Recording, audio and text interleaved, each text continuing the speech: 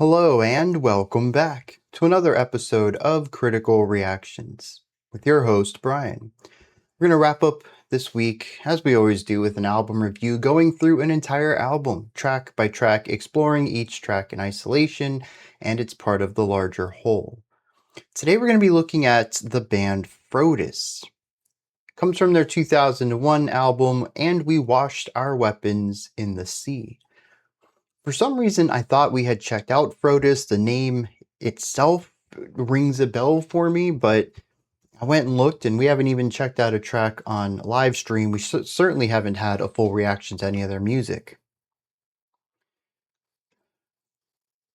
I did see on their Bandcamp they have math rock as one of their listed tags, but other than that, I have no idea what to expect from this. Even this album art here doesn't really say much to me. It's kind of unusual for rock bands to put themselves, I'm assuming that's them anyways, on the cover of an album. Usually that's something pop stars or hip-hop artists, usually singular entities, would do, not groups, or at least it's just less common in rock and metal, and even punk. Let's dive into this. We'll kick it off with the first track. This is only 2 minutes and 17 seconds long, Red Bull of Juarez.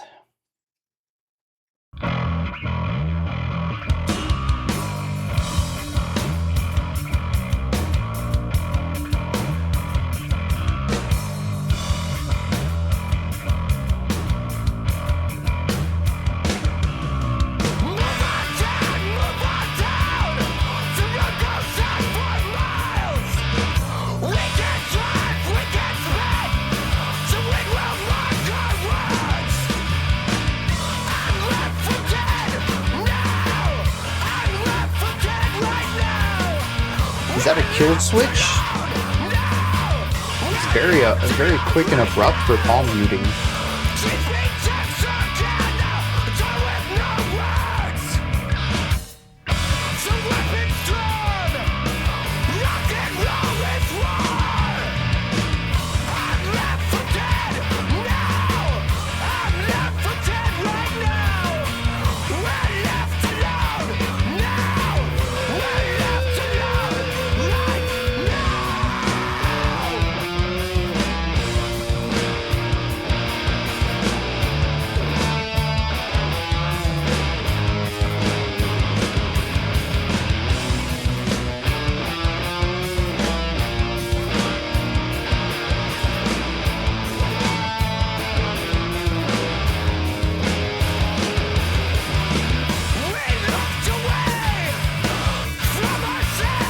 Oh.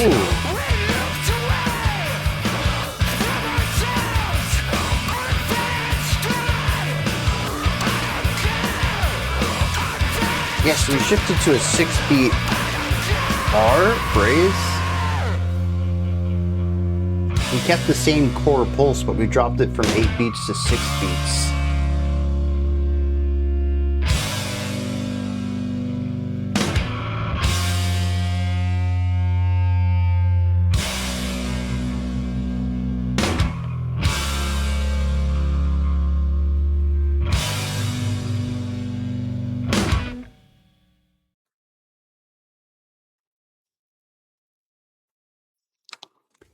Math rock, that was not.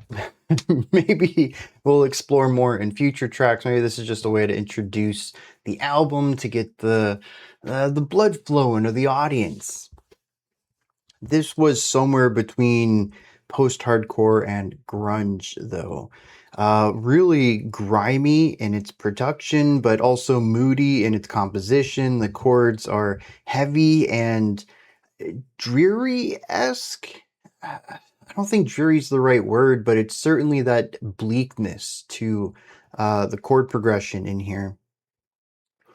But it's super groovy too. Maybe not necessarily with what the guitars are doing, but the vocals have a lot of syncopated lines to them, as does the bass, which we kicked the entire song off with the syncopated bass idea against the slightly more rigid drum part.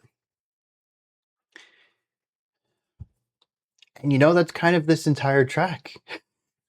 I kind of wanted to just roll it over into the next song, but I don't do that for opening tracks because I feel like this is a time to sort of digest where the band is starting. But this is an incredibly simple track, barely over 2 minutes in length. And it bounces between two main ideas, something a bit more syncopated and something a bit more heavier. I suppose what I do want to bring up is the vocals. Something about this absolutely reminds me of Refused, and at multiple points in this track, my brain was expecting to hear, can you hear, or no, what's the word? What's the sentence that he uses? Can I scream? Is that what they sing in the New Noise? Anyways, the vocals here reminded me so much of Refuse it. I kept expecting that line to pop up. It's just such a similar timbre, harsh production style, and sonic production too. Whatever the engineer is doing to the vocals, they just sound similar. I am worried if this is the entire vocal idea for the next 43 minutes of my life. Might be a rough a few hours for me filming this video. But for this track, I think it's fine. It's something that works well in isolation, in small bursts. It's a punkier style of harsh vocals, so I naturally have a bit of an inclination towards enjoying it. But there's a lack of variety to it, a lack of contrast. This is sort of that tone. There was one part when he kind of removed the compression and we got sort of a clean shouting kind of thing, as if he was kind of moving a bit into spoken word, but it was very short-lived, maybe 2 or 3 words before going back into the compression of the harsh. But I am enjoying it so far. We'll see how I go with 46 minutes of that. There's also the finale of this track, which I don't know if there's much to bring up here, but it is something that stands out. It just is. All of the momentum, the pacing, the progression of this track is tossed out the window, and we just sort of hang on to this idea for close to half of a minute that isn't doing much, isn't going anywhere. It's just standing in contrast to any of the momentum we had earlier. Despite being as short as it is, there are multiple parts of it when I thought, surely this is the last time we will do this repetition, and I look over and there's still 15 seconds left. There's still 10 seconds left. I'm curious why they dragged that out so long, but, you know, it could also be a thematic thing. We hit the lyrics and, you know, the dragging out ideas or not allowing something that is gone to be passed might be part of what they're exploring here, in which case the ending makes a lot of sense. But from a sonic perspective, I lost interest in the finale. It was a thing that happened, and I was glad it was over. So let's hit some lyrics on this. We'll see what's going on there. At best, I read this as a tour song. It's a track that kind of talks about the isolation of going on tour, of being cooped up in a car or a van, maybe a bus, but I don't know how big Frodus was. I'm going to wager they were probably self-funded and getting themselves between each venue, probably a smaller vehicle then. It says the road goes on for miles. We can drive, we can spit, and the wind will mark our words. The second verse says, teach me Texarkana. I had to look that up. It's a city in Texas. I couldn't find any other thing related to Texarkana, so I'm going to assume they're talking about the city. It says, teach me Texarkana, a tour with no words. The weapons drawn, rock and roll is war. That's an interesting phrase right there. Rock and roll is war. To have our weapons drawn to go from place to place, but not to pillage them. If they go to a new city, I don't know why specifically Texarkana is brought up, but it says, teach me. While I'm here, I wish to learn. But I'm going to assume that also going on tour is spreading your art, and art is typically personal. There's ideas, beliefs, ideologies that are presented through the music, through the lyrics. Maybe that's what Rock and Roll is War means, to push and evolve culture to expand people's minds. I don't know if that's always been true, but assuming rock and roll here is more of a blanket term for the rock band outfit, which would cover punk, rock, and metal. Yeah, especially something like this, which is on the punkier side, that's always been a bit of a pushback of culture. Counterculture is the phrase for that. And yeah, I think I can kind of see where they're going with that. But it is interesting that the weapons drawn would be the instrumentation, it would be the vocals themselves, but that it's not about pillaging, it's about a conjoining of minds, a broadening of perspectives. The final section, the chorus, no, it's not a chorus, it's an outro, says, "Our vans die, but I don't care." This actually lines up with the chorus a little bit, which says, "I'm left for dead and we're left alone." This I don't know exactly how to reconcile with the rest of it, about going down these infinite roads, just as far as you can see to the horizon. It's just road, and you know that you have hours of driving ahead of you. You wind up in new places, you learn from them, and then you get back on the road again. But then it says, "I'm left for dead and we're left alone." And I think this is certainly where the bleakness of the track comes into play. Is it fear? There's certainly isolation here, but is it fear that they will break down in the middle of nowhere, far from their home? Is it because they're such a small band that maybe no one would even notice? Or very few would notice? I have no idea. These two parts of it are related-esque in that they're both about touring, but the two sides seem to be exact opposite experiences there. The isolation of the driving versus the, I don't know, the journey of seeing all these different places, and also the spreading of your art. Maybe that's all it's supposed to be. As comprehensive as it can be, while still being a bit reductive. It's just these two main concepts of the touring experience. Red Bull of Juarez. How does that tie into any of that? I have no idea. The next track is called "The Earth Isn't Humming." All right. Tell me why.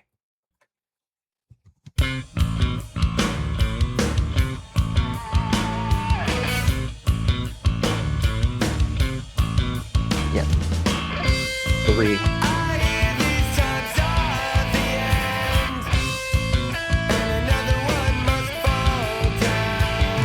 I am happy to have some clean vocals. Very cool drumming.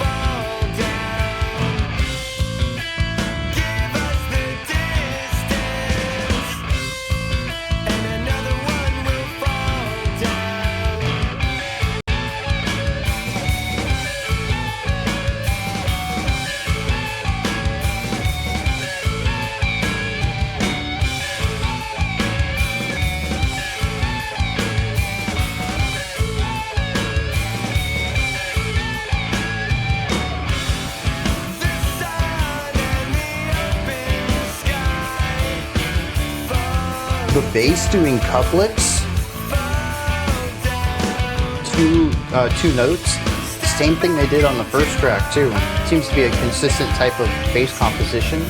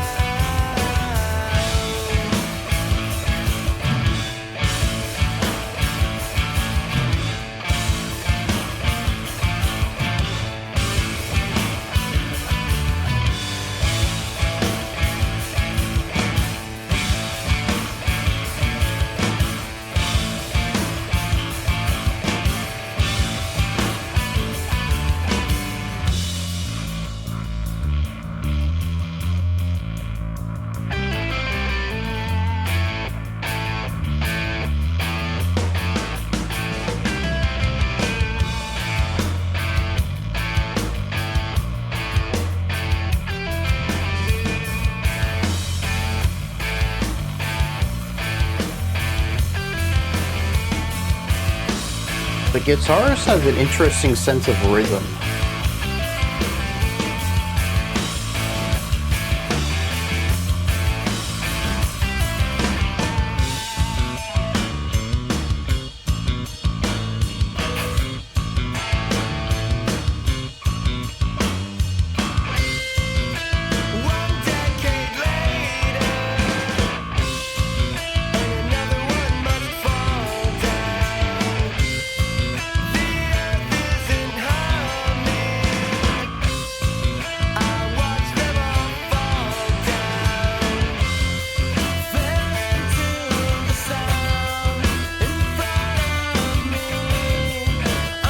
There's a little bit of a canon here on every other melody line.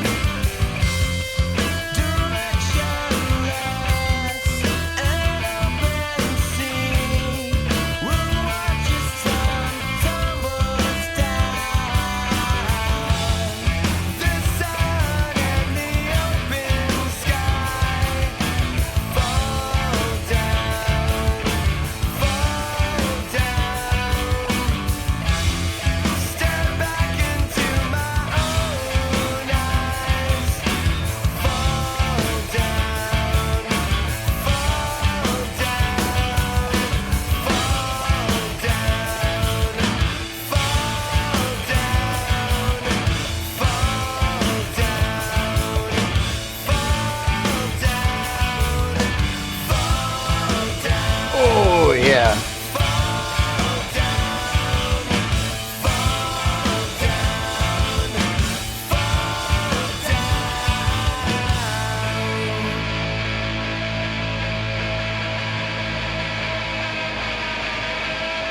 Yeah. Pitch shifting.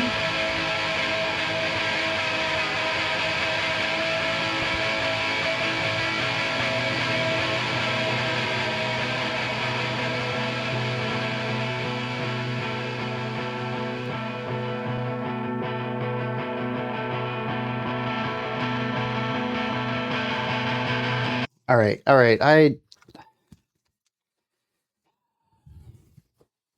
I was gonna let it roll over because there's that obvious transition there. I'll rewind it a few seconds so we can hear that transition again. But I don't want to forget the things I want to talk about with Earth Isn't Humming.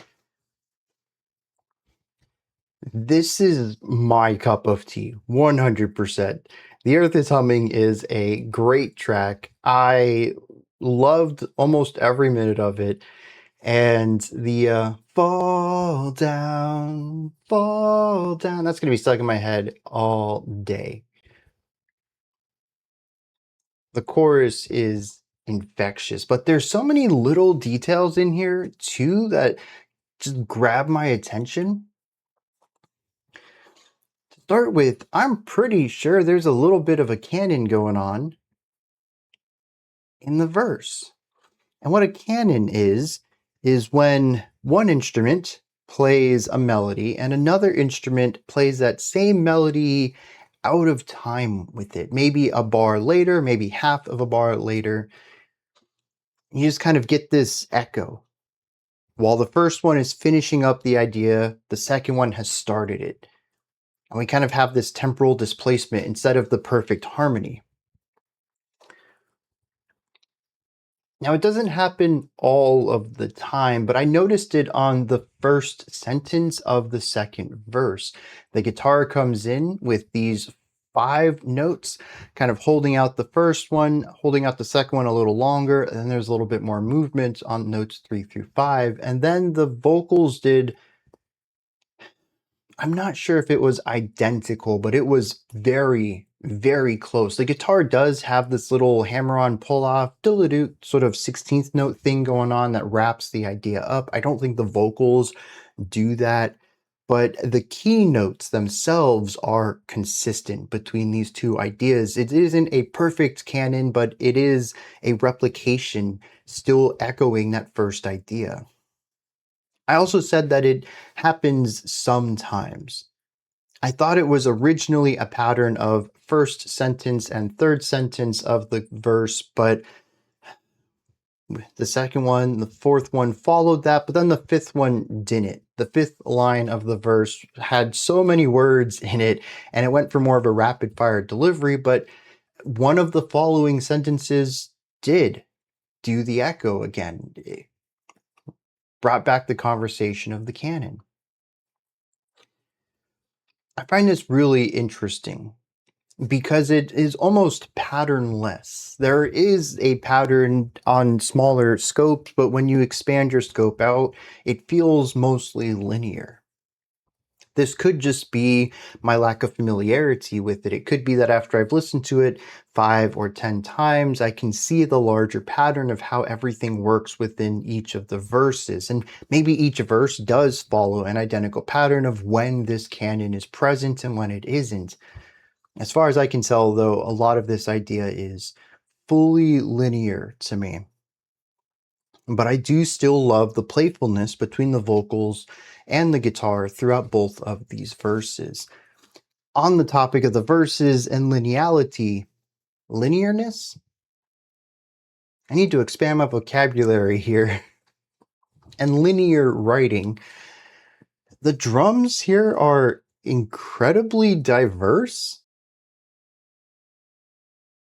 I say that with the upward inflection because, again, it could simply be that I'm not seeing the pattern because it's on too large of a scope.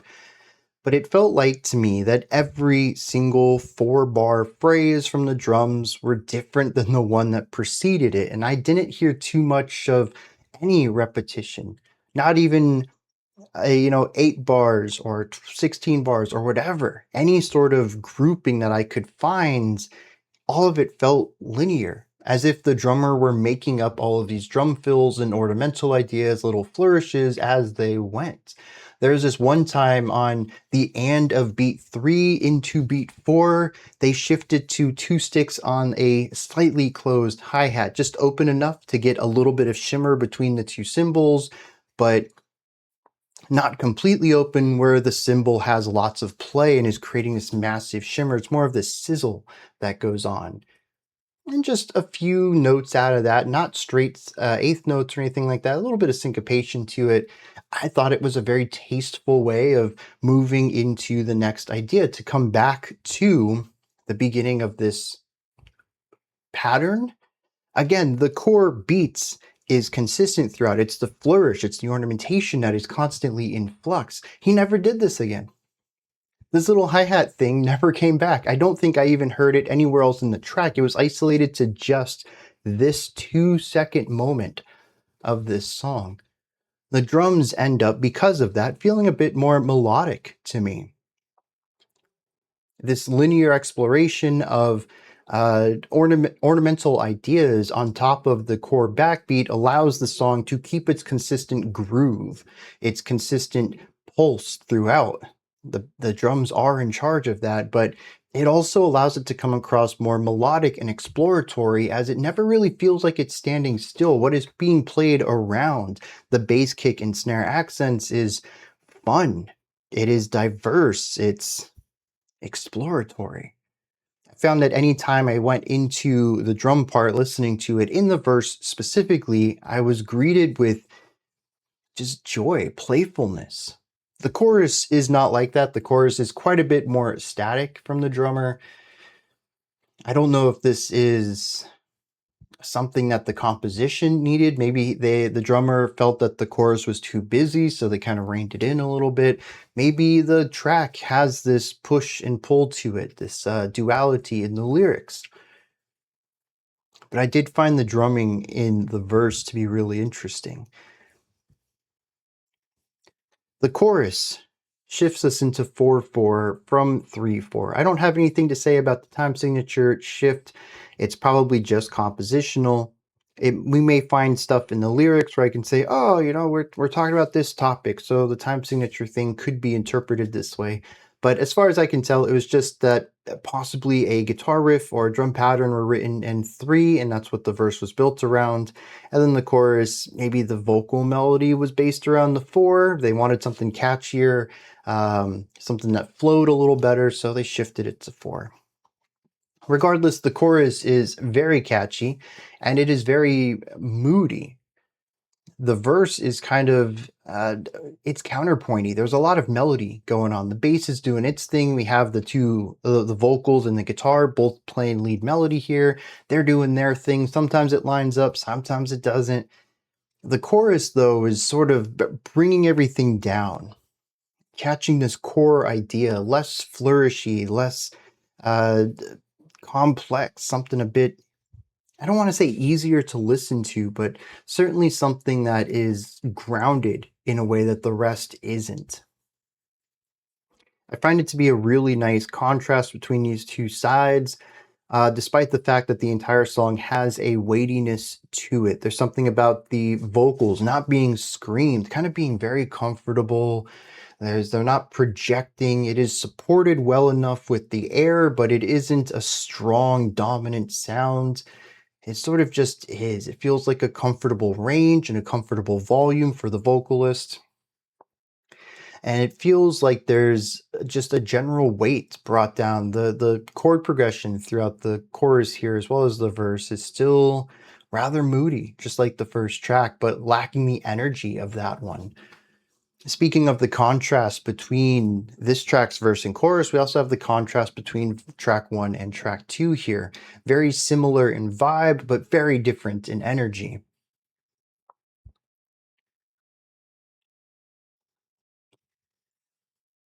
Now, I mentioned that I enjoyed most of this track. There is this instrumental exploration in the middle of the song. We have verse, chorus, bridge, verse, chorus, outro. This instrumental bridge, I thought, had some really cool ideas in it.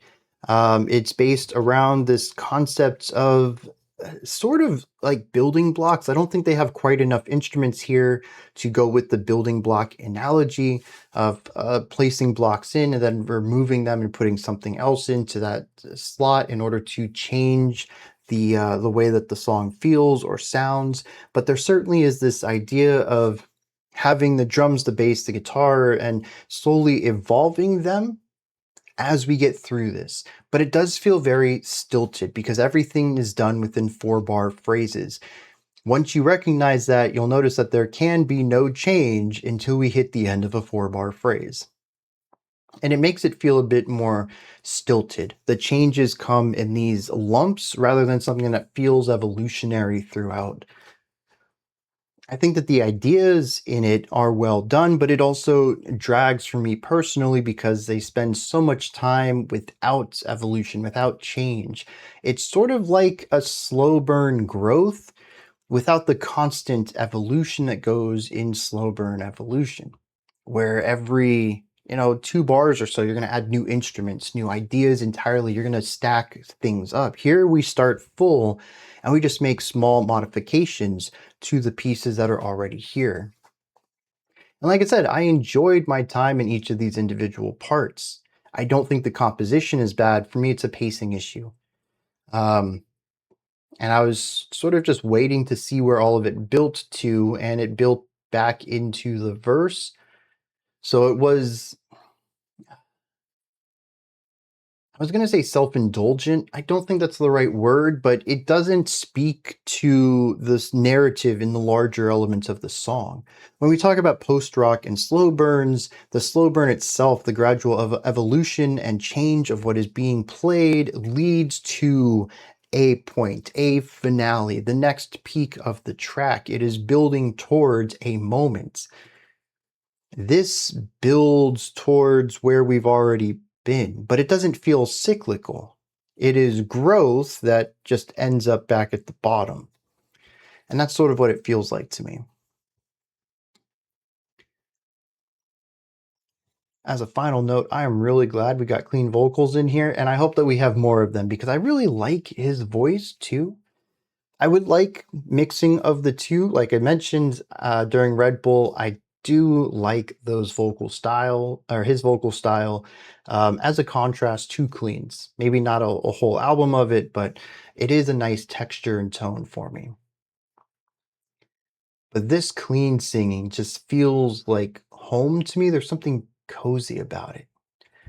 I don't know why. Maybe I'll figure out what vocalists they sound like, or maybe what genre style they remind me of. Probably of my youth. I mean, this came out in '01. I would wager that if I heard this in '01 might have been a little early for me. I don't think I was listening to harsh vocals in '01. But certainly if I had heard this in the 2000s, I probably would have really loved this. Let me hit some lyrics for The Earth Isn't Humming, and then we'll move on with the video. I'm fairly curious what other people's interpretation of this is. I already mentioned that there's 2 verses and 2 choruses. The 2 choruses are pretty much, yeah, they're identical. There's one sentence missing from the second chorus. The verses are collectively 15 lines, tops, maybe. The first verse says, "I hear these times are the end, and another one must fall down. I don't think I believe it when another one must fall down. Give us the distance, and another one will fall down." I'm curious what this is in relationship to, because what's interesting is the very next line. The first line of the chorus says, "The sun in the open sky stares back into my own eyes, a stranger in my own skin." And after each of those lines, a repetition of fall down, fall down. The second chorus says, "A decade later, and another one must fall down. The earth isn't humming. I watch them all fall down. Fell into the sound in front of me, unchanged by those around. Directionless and open sea will watch as time tumbles down."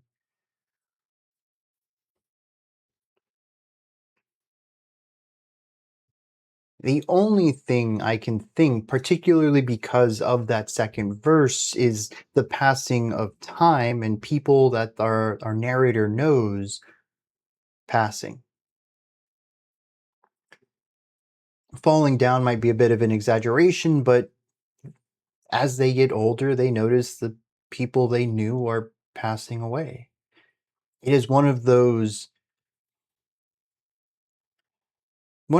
moments that I think not necessarily everyone, but a lot of people will view as a threshold in their life. It's a moment when we shift mentally from one state of mind to another. When there is an increasing amount of people that we know who are dying. Presumably, hopefully, of old age, but certainly, I mean, depending on what kind of lifestyle you live and the lifestyles of the people around you as well, it could also be younger people too.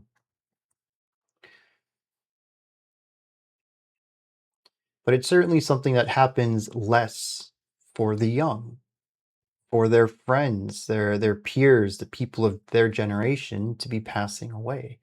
As you get older, though, it happens more frequently. And I wonder if that's the idea here. Stare back into my own eyes. I'm a stranger in my own skin. To not really recognize who you are anymore. To have this mental shift. As people around you continue to fall down. That is the only interpretation I have of this. And I'm going to be completely honest. I'm not completely confident in it. I'm really interested to see what other people take away from this track. And at least we have the title in the lyrics somewhere, but it doesn't really make much sense to me there either. What does "The Earth Isn't Humming" mean in this context? Again, I look forward to the comments on this one. I have rewound it. We're going to listen to the last 20 seconds of "The Earth Isn't Humming," and we'll transition that into track 3. There will be no more scum.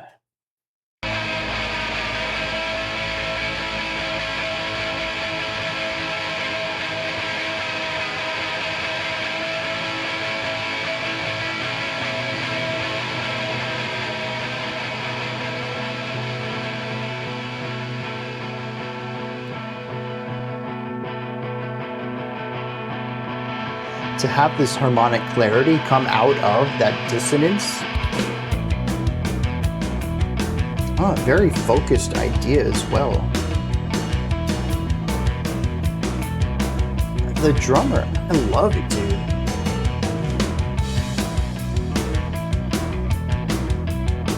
And their accent patterns continue to be playful with what the instruments are doing.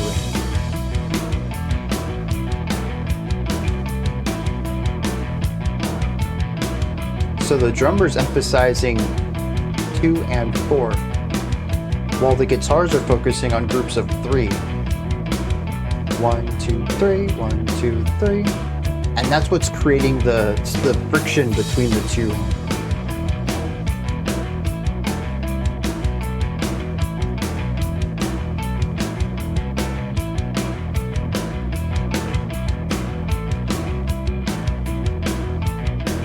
Pacing though, once again.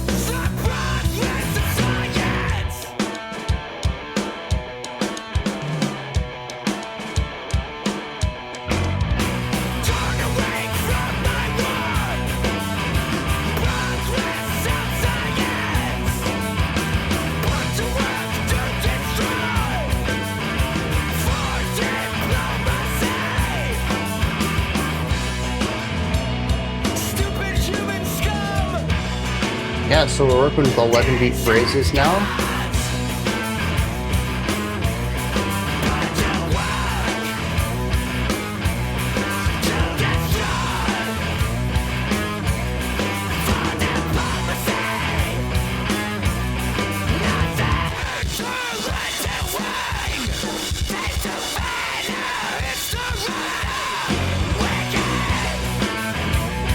That was a fun transition.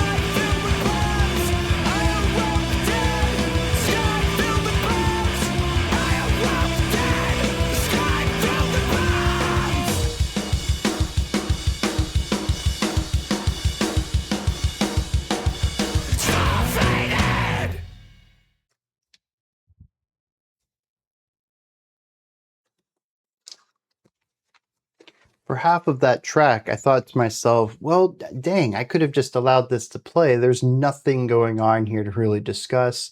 and nothing that really would have pushed track 2 out of my mind. I'm not a big fan of the opening of this track. It is cool in isolation. There are parts of it that work. I mentioned at the beginning we have the dual rhythmic idea where the drums are working in a 4-beat phrase emphasizing 2 and 4. The guitars are working in a 3-beat phrase emphasizing 3. This gives us some wildly clashing rhythmic devices where it sounds like they're sort of out of sync most of the time, but we do have a reset every 12 beats. Yep. So that would be 4 loops of the 3 and 3 loops of the 4. And that's where things line back up on the downbeat of that 13th. Well, the 13th beat is where things line back up. Through this, though, we also have the evolution of the drum part, which I pointed out too. The drummer is just constantly evolving their rhythmic pattern for 30 or 40 seconds until they kind of lock into this 2 and 4 accent. And we kind of lose the gradual growth that we have within that exploration. But for those opening 40 seconds, I really enjoyed what the drummer was doing, and I got a chance to kind of point that out again. And I do think that this is something the drummer does well, is finds the points when they can be a bit more exploratory, when they can have this linear idea of drum work, having a core pulse or backbeat to the track, something to lean into rhythmically, and then put all sorts of new and unique flourish around that. To not lock into a single pattern, but to have a foundation for things to be built upon. And having that also happen to be polyrhythmic and, well, actually in this case, polymetric against the guitar part, it's a very cool opening. And then we have another minute and a half of just that. There are some fluctuations to it. There's temporal fluctuation throughout this that I can't say I know was intentional. Sometimes it felt like we were dipping in speed, like we were entering into a retardando, but it would come back up as if it was an accident. And it wasn't always unified either. It frequently felt like the guitars were slipping behind the drums, and then they would come back up and match the speed again. I typically like to give the benefit of the doubt to artists, that what they put into their music is intentional. But the thing is that humans are imperfect. As powerful as our intentions might be, unless we are making it completely digital, where we can quantize everything, there's going to be imperfections. That's just the nature of the beast. They ended up leaving it in, regardless of intentionality. Maybe they thought it sounded good. Maybe they thought it improved it. I find it did the opposite. It distracted me and pulled me out of the music.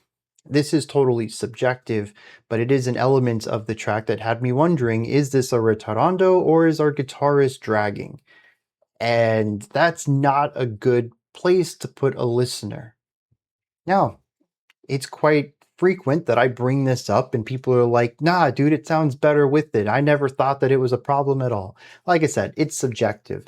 My experience might not be the same as yours, but me questioning the skills of the band here is something that I'm always going to do with something like this. I wish that could change. Sometimes it certainly affects my avant-garde and experimental music listening because those tend to do unconventional things. But it's just at least, well, over a decade of just having it drilled in. You don't rush, you don't drag, you sit on the beat, whether that beat is given to you from the bass and the drums from the rhythm section, whether that beat is given to you from the conductor, you stick with it. Now, I haven't played a lot of experimental or artsy kind of music, so certainly my experience is not universal, but it is my experience, and I doubt I'll ever break out of that.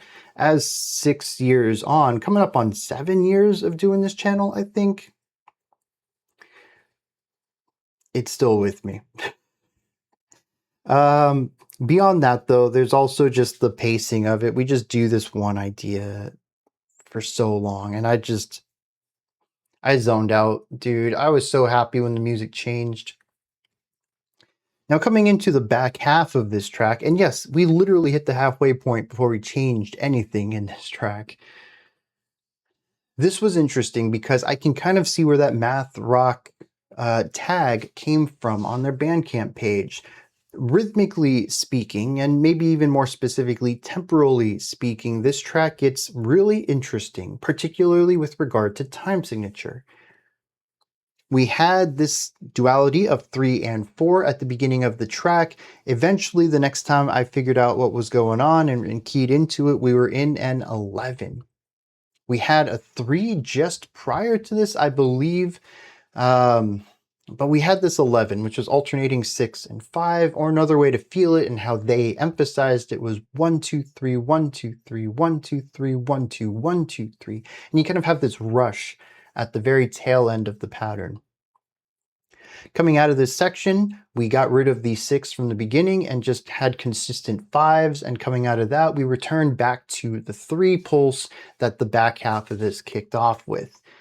Very interesting movement of time signature here, and every single one of them odd.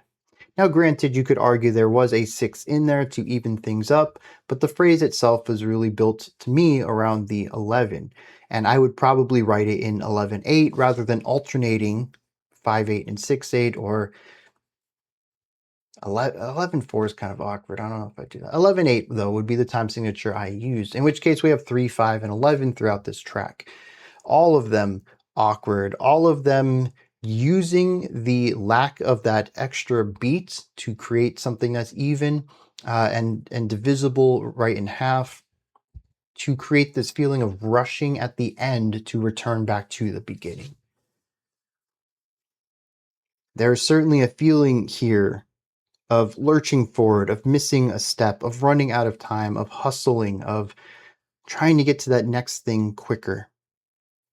That is what sits with me, which I find to be a really interesting contrast to the dragging out of the beginning. And now that I'm kind of piecing this together, it might be completely intentional. Because in a lot of ways, I think I can see a theme of procrastination coming through here, where you put something off for so long and then you have to cram so much work into such a little bit amount of time. I don't know if that's what they're going for, but I can feel that in the music. Beyond the temporal side of things, we do have some vocal variety in here. The grungier cleans at the beginning, the punkier screams and shouts at the end. The guitar work, I think, is less interesting this time around, but I think a lot of that is because we're moving away from melodic writing into temporal writing. Everything in here is designed to work around these odd pulses, which makes it more rhythmic and textural rather than melodic and harmonic. It does make this song stand out quite a bit in this opening trio of tracks. And I think it's so far well paced here to have these 3 rather distinct songs. Also to start off with a high intensity, move to a lower intensity, and then hit one that goes both, starting lower intensity and then flipping the switch and going higher intensity in the end. The rising and falling energy of this album is very well done so far. I don't wager that's going to change. They seem to be a band who understands how to control energy very well. And I'm assuming this album's just going to continue this pattern as we are delicately paced for maximum enjoyment, to never be worn out on any single idea, and to have these peaks that are just going to wear us out and the valleys that are going to be recuperation periods. The bass here, I haven't really talked too much about the bass, despite them being such a core element of this group. I found this track to have the simplest bass line, and to be honest, the last track was just da-dun, da-dun, da-dun, da-dun, da-dun. So maybe simple bass lines fit well into this entire album, But there's also just as many moments, particularly in the first two tracks, where the bass gets these really cool, long melodic licks. Granted, they are licks. It is a single idea, and when you get to the end of it, you just repeat. You start back at the beginning. There isn't a lot of variation to it. It isn't linear, but it is melodic. It is a lead guitar line given to the bass. And I don't think we heard one in this track, but we did hear one in both of the previous, and I love that. In fact, the album kicks off with a very cool bass line.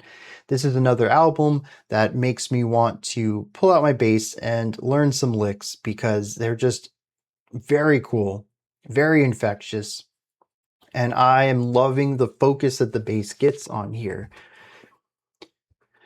The bass was a little drowned out for me on this track, though. I think that's just because there's so many guitar parts. At the end of the track, I think we had 3 layered guitar lines in here, and it was just this big wall of noise to wrap this song up. Definitely reaching, I think, a peak for the album so far, and I wouldn't be surprised if maybe we had one more higher energy track, and then we took a bit of a dip. Maybe brought in some lower energy ones, maybe a ballad even right in the middle of the album would work pretty well. All right, let's hit some lyrics for this one, and then we're gonna wrap. No, we're not gonna wrap this up. We're gonna move into the next group of tracks. Track 5 is less than 2 minutes long, so I think it's an interlude. I just got to figure out where that should go. I believe this song is about how average people end up working to create weapons of destruction through the progress of science, which is a phrase that pops up quite a bit here. It's not about the people who come up with these ideas. It's about the average people, regular people who end up building them. Maybe even just a piece of them that will be put together with pieces that other people have built. But there's also an idea that this person falls to the very same things that they have built. Maybe this person is the mono man, the representation of all humanity. But maybe it is just some sort of poetic demise here. I'm not really sure because much like the previous 2 tracks, there's just not a lot of lyrics to go on. Despite the fact that the vocalist sings a lot of words this time around, there's just a heavy amount of repetition here. The chorus says, "Put to work to destroy. For diplomacy, stupid human scum, insect gods." I find that really interesting. Humanity is stupid, but the gods they worship are minuscule as well. This stanza is mentioned a few times here. Outside of that, we have very little. We have the phrase, "I awoke dead," which is a wild phrase. I've never said that phrase or heard that phrase specifically, but there is a phrase, maybe it's an Americanism, maybe it's just English, maybe it's just a Southern American thing, I'm not sure, but the idea of waking up dead. It is a phrase typically described of someone who passes in their sleep. When you actually look at the words, though, to wake up dead is kind of comical, though, to think about. It says, "I awoke dead. The sun now faded. The monorail has been laid out. The progress of science. I have been torn away from my warmth for the progress of science." Now, right here, we just have a monorail being created. But we have a death of a person. Maybe it's a mental death. Maybe it is a physical death. But their death is what helped create this monorail. It says that they were taken from their warmth, which could be, figuratively speaking, comfort. It could be a comfortable mindset. It could be a life prior to the horrors of what you're building. It could also just be warmth in general. Bodies need to be warm to be alive. When you're dead, your body goes cold. So you could be taken from your warmth that way to go along with the idea that this person is dead. This works on many levels here. All of this, though, for the progress of science. The end of the track states, "In my axis I splinter, ground to dust around. I still see what you don't." So once again, a destruction of the self, possible death, but also a fragmentation. This could be viewed literally or figuratively. And after this, it says, repeatedly, 4 times, "Now I awoke dead, the sky filled with bombs." The monorails that were built were presumably used to transport the bombs to the airships that were dropping them. And here they fall on our narrator. This speaks to a lot of things: the horrors of war, the destructive capabilities of humanity, being a cog within a machine, a cog that nobody cares about. Whether they knew they were building this monorail to transport weaponry or not, they were still a cog in this machine, and the machine cared not for them at all, dropping the bombs on them regardless. Heavy track here. I think this one, more so than Red Bull of Juarez, works well thematically with the harsh vocals. There's an anger, a rage, a pain throughout this track that resonates. All right, next up we have Out Circuit the Ending.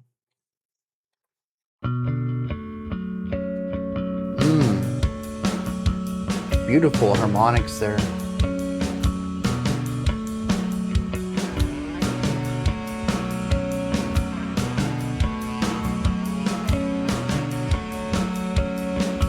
An ebow on that guitar?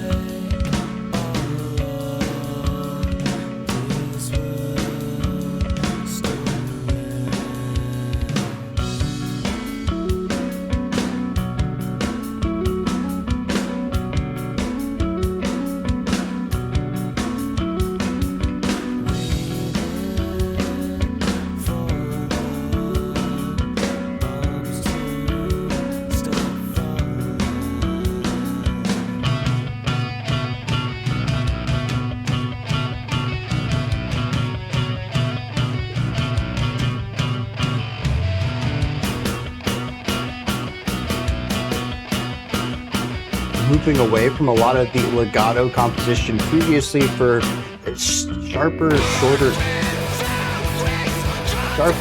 notes here.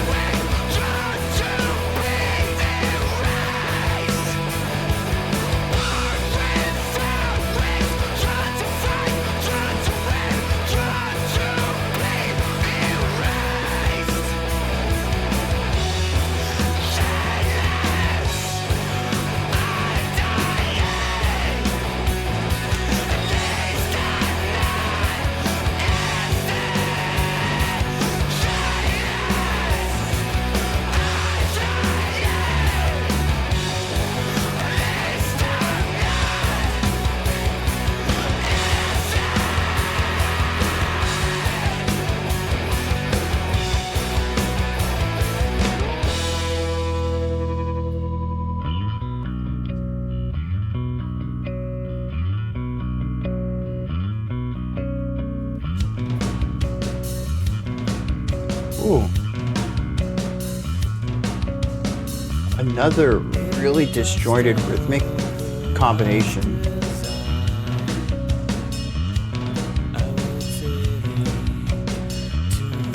I'm feeling it out a little more with the vocals in there. was a wild combo prior to that, though.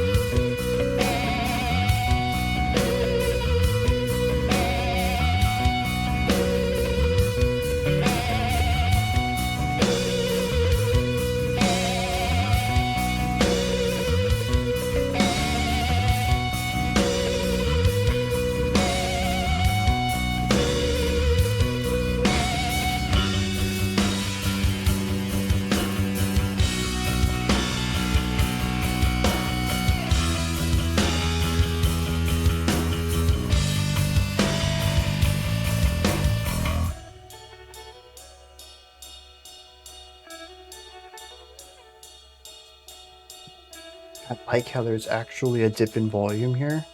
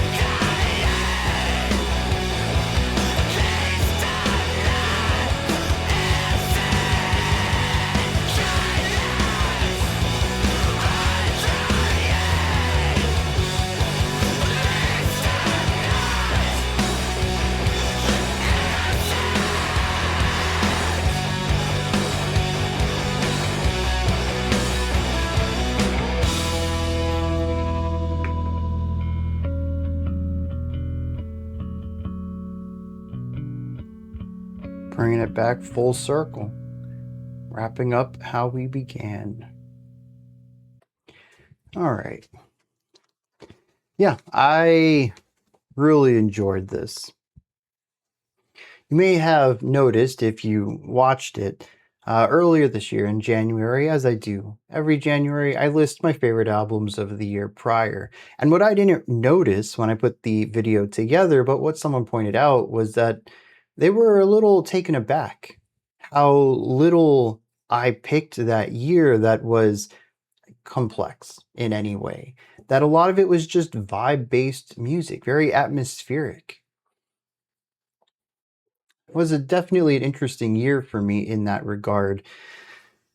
But this is exactly what I listened to a lot of last year, what I'm still in the mood for this year. But what I think I'm really enjoying out of this is that, yes, there are several sections in this album that are vibes. It's atmosphere.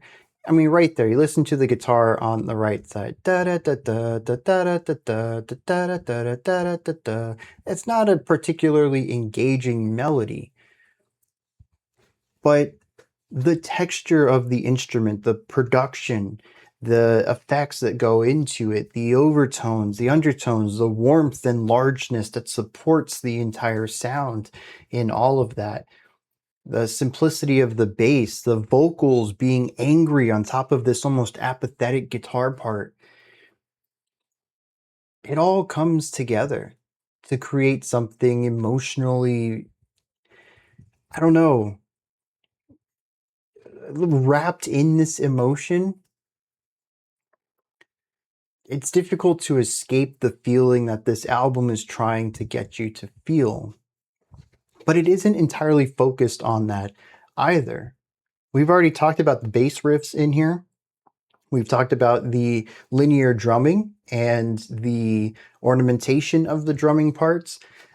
We've talked about the rhythmic components in the melody, in the drums, in the guitars, and the vocals, and how all of these play around, and even in this track, which I think is probably one of the more atmospheric tracks that we've heard so far, still has some rhythmic complexity throughout. This isn't a track that I think that sits in my mind as memorable for its melodies. It isn't quite as catchy. Earth Isn't Humming is the one that I think is still going to stick in my mind so far as the earworm track, the one that I remember the melodies themselves. This one, though, is one that I'll remember the vibes to.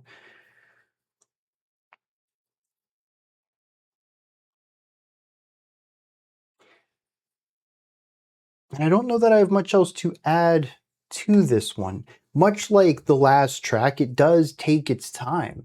But I find that the slow burn through this one makes more sense. I think a lot of it comes down to pacing. There wasn't any part in this track where I felt that we had lost momentum, where we were spinning our tires, where it had no idea where it was going and was just sitting in this place waiting for inspiration to strike. This is a track that, even in moments of stagnation, felt like it was working towards something. I think a lot of this came down simply to altering ideas either faster or more meaningfully. Whereas the last track was about a static sound in general, and the evolution of that sound, the ways that it changed were less dramatic and it happened less frequently, which made it feel like it was dragging out. And again, thematically, maybe that's purposeful. For this one, though, from a purely listening experience outside of artistry, I enjoyed the way this track moved, the way it presented itself and paced itself, the speed that it moved between ideas. But it isn't a song I can really point to any specific place to and say that any one idea really stood out to me. The clean vocals were fairly muted, quiet, although I do recognize where I feel familiarity with this vocalist. They remind me of the vocalist from Smile Empty Soul. Specifically off of their first 2 to 3 albums. There were some musical changes after that. And I don't know, their later albums didn't quite hit the same way their first few did. I think that's where I find that familiarity. But we do have the contrast there. I wish I could say that the harshes felt impactful to me, but there's something about the mix on this album so far that just isn't quite hitting. The volume is the same volume as every other album that I listen to, every other album that we've listened to together on these reactions. I mean, you can see the bar over there. When it's full volume, that bar is all the way to the top. I have the sounds probably a little louder than I normally would in my headphones, but it just never feels full. I don't know if that is purposeful. I don't know if it was a money thing where they just couldn't afford a better engineer. They ran out of time with their engineer. They ran out of money to pay him and they just had to wrap things up. I don't know. Maybe it's self-produced even. There is certainly an early 2000s sound to it, but I feel like it's even rougher than most of the stuff that was coming out at the time. There's some mids that feel like they've been scooped, and the low and the high ends don't feel as impactful to fill that space. And it sort of feels empty in the middle. But I would suppose that for the topics that we've tackled so far, an empty middle kind of works. I think it's a little fatiguing to listen to, but it is artistically sound, at least based off of the few lyrics we've heard so far. We had some cool bass licks on this one again, but more frequently than not, the bass was just sort of chugging along, just like the guitars. A couple of notes here and there just to create an atmosphere. We did have some harmonic hits in here at the beginning and outro of the track that I thought was pretty cool. But it was very much a vibe-based track, something dreary and overwhelming, painful once again, but bleak. Call back to Earth Isn't Humming, I think. Just kind of weighs a little heavier on the shoulders than some of the more energetic tracks of the album. Even when the dude's screaming, the instruments, they're not pulling their punches. They're just lacking energy. They're tired. Not saying the musicians are exhausted, but the way the sound is portrayed, it feels tired. Let's hit some lyrics on this one. So I talked about the instrumentation feeling tired, heavy, dreary, but that there's an energy in the harsh vocals, at least. This actually works really well with the lyrics. The chorus, which is, once again, a vast majority of this, born without wings, drawn to fight, drawn to win, drawn to be erased. Chainless, undying, at least I'm not innocent. The first verse says it feels like our days were stolen as we wait for bombs to fall. So we have this imagery of bombs falling from the sky once again on this album, but also a lack of ways to evade it. Bombs fall down to the earth and we are bound to the earth, born without wings. But that we are drawn to fight and drawn to win. There is motivation within us to survive. However, we are also drawn to be erased, which I think is interesting. I wonder if there isn't an inversion of this word here. That drawn would mean to be motivated towards. But we can also look at it as the past tense of draw, to create something. This would line up with being born without wings. That something, whether that's spiritual or natural, however you look at it, has created us to fight, win, and be erased, that death is a part of our life. I find this interesting because it is followed up with chainless and undying. There are no limits for me, and I cannot be erased. I am confused about the following line, though. At least I'm not innocent. My only interpretation of this is that they're saying that they have lived. They have made mistakes, they have done things that maybe they regret, but it's also what makes them human. Otherwise, they would be some sort of fictional creature, something that doesn't make mistakes, that cannot sin. I don't know. We do have the second verse, though. In the dust of the last design, I will take to the sky. This goes back to the idea of drawing things. Something created us. He says, in the wake of that failed. In the dust of the last design, I now have wings. I have evolved beyond that. I take to the sky, passion replaced by strategy. An open door somewhere waits for me. Your arms are strong, but they do not find me. So there is an oppressor, and they have kept them down. They have strong arms, but once they learn to fly, they can run away from these oppressors, and they will never get them again. These oppressors are metaphorically showcased here through the bombs falling from the sky, through the arms reaching up from below.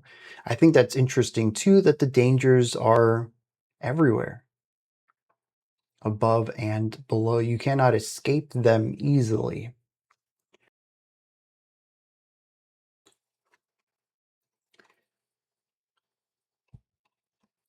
Out-circuit the ending.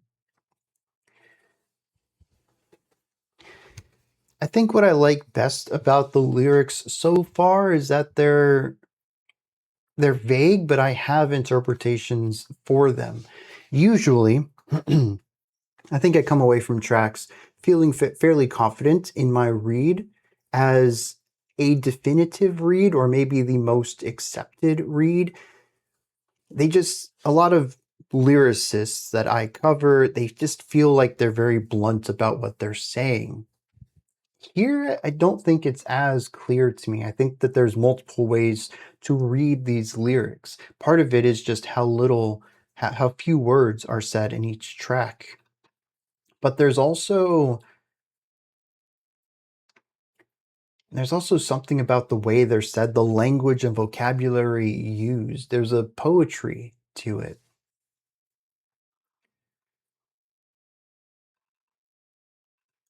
I'm always left having a pretty strong reaction to the words, even if I find that there's some phrases or passages that confuse me. Even without them, I still have some understanding of what's going on.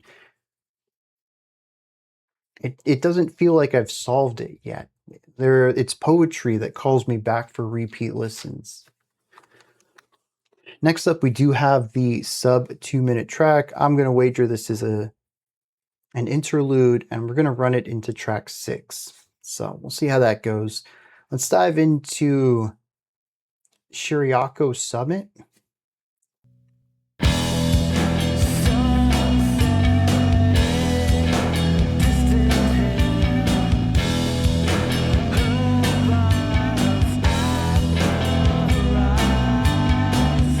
So a 7 here with 3 and 4.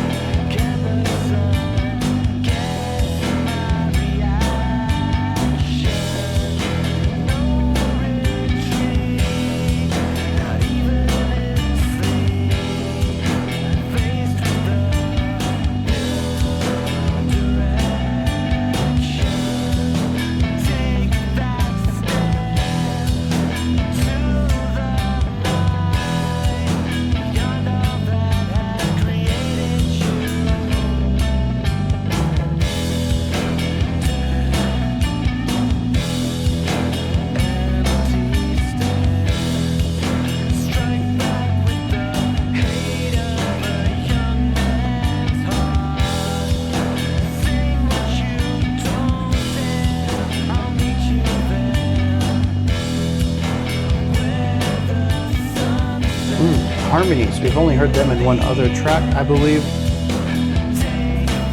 It's a fairly straightforward track, though.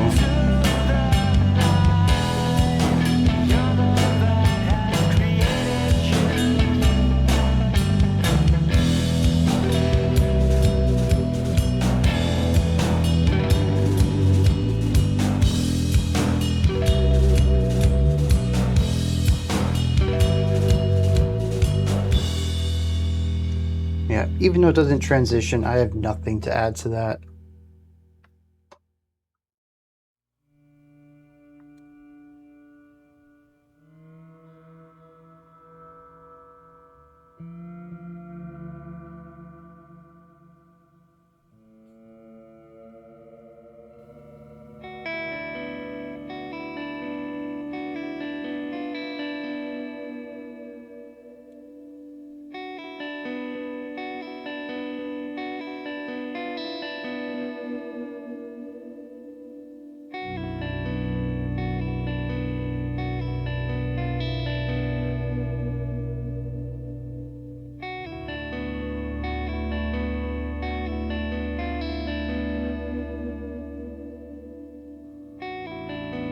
Yeah, so 3-3-2. Also, the uncertainty there, too. The twisting of that chord and then the bending of all the notes, like they're just dripping off of the air.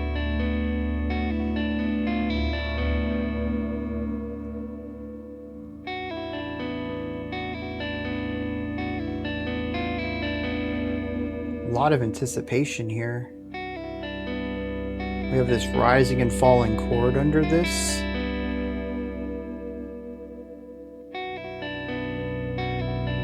Almost like breathing.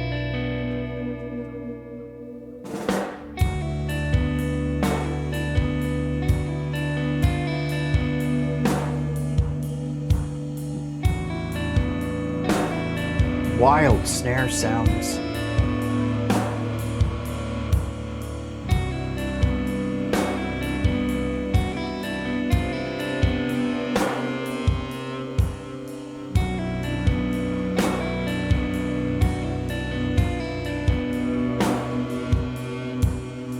What I say about bringing the energy down in the middle of the album, though. This group knows how to pace an experience. Absolutely killing it so far. Do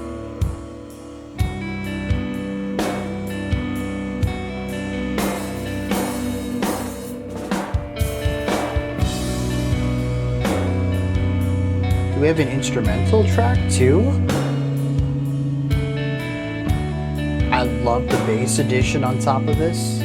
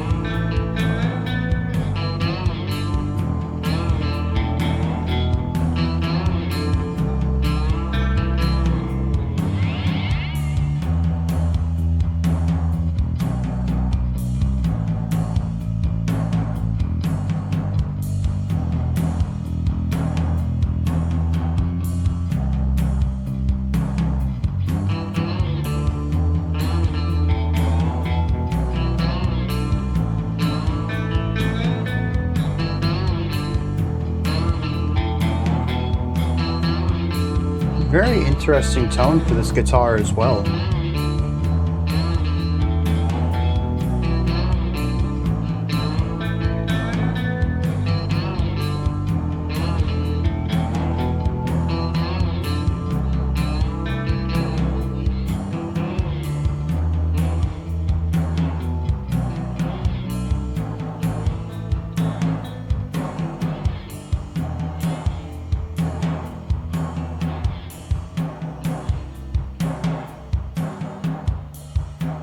The second track that has faded out everything except the drums.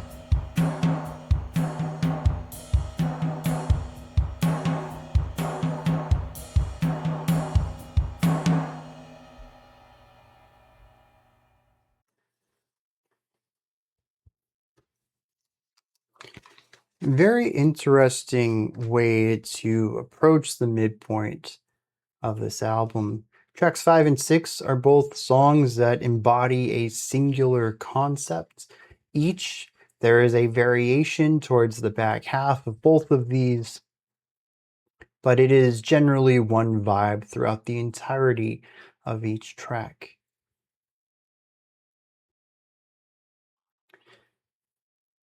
As I've said earlier, I don't have much to say about track 5.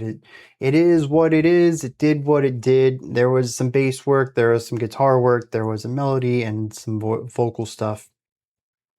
Straightforward, a bit muted as far as energy goes, and dreary.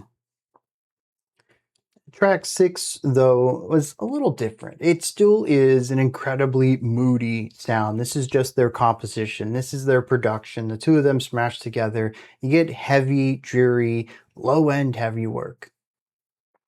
This one, though, feels relaxed even compositionally. Harmonically, there are tinges of darkness within this. I wouldn't say that this is, an uplifting, joyous occasion here, but it isn't quite as heavy on the shoulders as the rest of the album has been. This is more of a moody pensiveness, very thoughtful, very lost in one's own mind. Those days when you just walk up to the window, you peer out through the blinds, you're not looking at anything in particular, you're just lost in your own mind.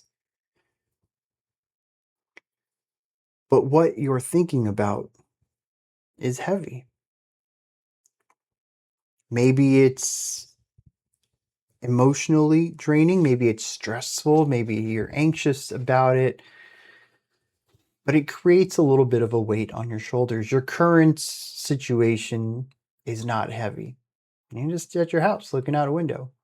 But where you are in your minds, thinking about the future, that's where the weight comes from. And I think that's why it feels, maybe that's why I have that interpretation, is that there is levity within this. The darkness is a flavor, a spice, if you will, but it's not the main course like it has been. I also find that pretty much everything on this track compositionally is reduced in some way. We have a cool bass lick, but it's nowhere near as complex or long as it has been in the past. The guitar parts they're just there. I mean, the guitar part at the end of the track comes up, it comes down. Very straightforward. The drum part, almost no flourish throughout this. Once you get locked into a pattern, that's the pattern you're in for the rest of the song, or the rest of the segment anyways. It's a rather straightforward track, one that's about exploring a mood, not evolving through a mood like post-rock or post-metal might be, but just presenting the mood and exploring it. We were almost over, actually, 90 seconds into the track before anything of note was really added. This is a track that is patient. I don't think it necessarily demands your patience, but it's about losing track of time. Going back to the anecdote of staring out the window and thinking, that moment when you snap back to reality, you look over and you're like, how have I just been staring out a window for 15 minutes? That's what this is. Time doesn't matter. It's not a factor in this. I think this track does a great job of evoking this idea, but I'm going to say I think it's the weakest on the album so far for me personally. You all know me, I'm big on contrast, I'm big on dynamics, I'm big on movement. This is just a fair bit too slow paced for me to want to come back to. Now maybe it works better listening to this album the way it's supposed to. This topic comes up pretty much every time we do an album review. And yes, I have already listened. Well, this video is already twice as long as the album is long, and we have half of the album to go. I've been taking plenty of breaks. I've been involved and surrounded by this album for so long already. 6 minutes really isn't that long, but 6 minutes after 90 minutes of listening, analyzing, and discussing is very different from 6 minutes after 20 minutes of listening. This could be a fantastic transition track from the energies of the first half into the energies of the second half. If they have a wildly different idea for these final 5 tracks, this is a great way to sort of act as a palate cleanser for what is coming ahead. I don't know what's coming ahead, but I'm also not listening to this the right way either, the traditional way of just popping it in and being done 42 minutes later. 46 minutes later. So I do appreciate that sometimes my interpretation of pacing and movement and speed and everything like this is wildly skewed because I'm not listening to this the way it's intended. It's possible on a subsequent listen, I find that this doesn't quite drag as much. But right here, first time listen, pausing after almost every track and talking about it, I find that there's not much I would want to come back to. Let's hit some lyrics for track 5 and we'll progress forward. I believe track 5 is about passion and pursuit of what drives you. There is a stanza that is the only one repeated. It states, "Take that step to the night beyond all that has created you." Now, being that this is the last thing we hear, it might also represent, after a long life, to, with purpose, move into the next state of being. To go beyond what has created you, a literal creation, the beginning. But I think there's a little bit more to it as well. That what creates us is our influences, it's nature, it's nurture, it's all the factors of life that go into forming our identities, that helps drive the choices we make in life. It says to branch out beyond that, to explore the unknown, to find new influences. It's about going past your horizon, exploring new grounds, not staying within the comforts of familiarity. And parts of the other lyrics do line up with this as well. There is one stanza that says, "No retreat, not even in sleep, as I'm faced with a new direction. I will not run away from what excites me, what compels me, what drives me to find it. If that means my life goes in a new direction, I take it." The penultimate stanza says, "Sing what you don't dare. I'll meet you there. You can wear the sunset in the end." I'm not too sure about that line about wearing the sunset. But the idea of doing what you're uncomfortable with. He will meet you at that point of self-discovery, of pushing past our limits to find a new form for ourselves. It's about not being complacent in life and always exploring more, taking that extra step. It's interesting then that the song that's paired with is one of the more muted compositionally, completely singular in vision, unevolving, unmoving. There is a small evolution in the back quarter of it, but it is still a development of the core idea, not a wholly new concept. Although I suppose that kind of works too, to take that next step and find our next form and evolution of where we have been. Not a completely new person, personality, or individual, but one that is simply more than we were yesterday. Maybe it does actually end up working well, though I will say in context it is still the least developing track on this album, which seems like an interesting choice for a song that is about seeking out development and expansion of the self. Belgian Congo, as we discussed and heard, is an instrumental, so we're going to dive into the next track, The Awesome Machine.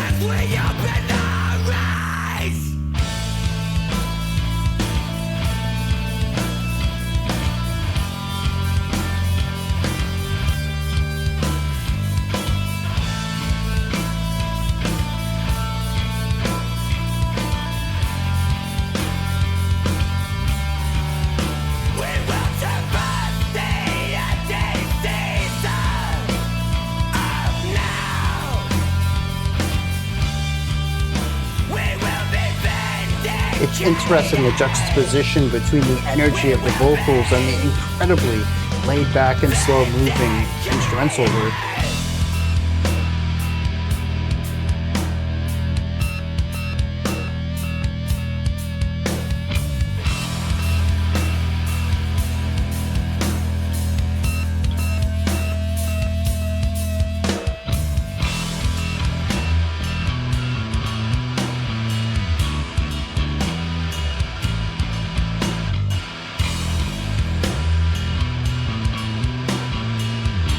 Love the bass work, dude. And it's very much a go with the flow energy here.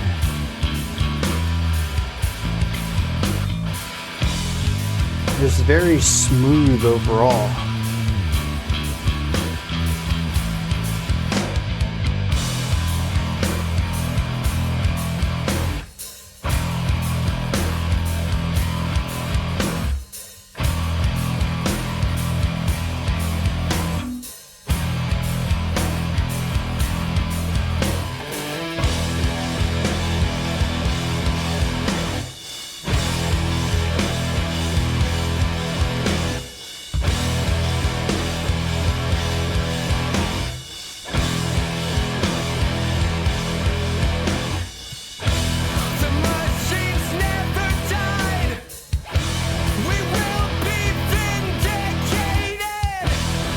The vocals haven't been this forward before.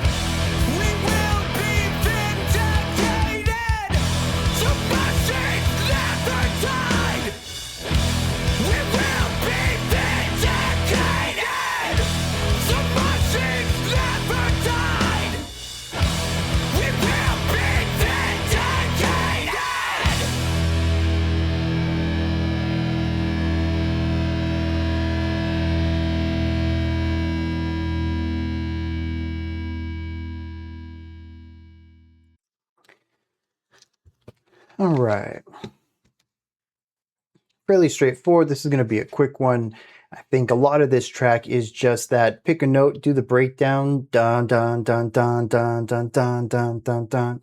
That took up a big portion of this track, and I found it to sort of like Belgian Congo, just sort of exist.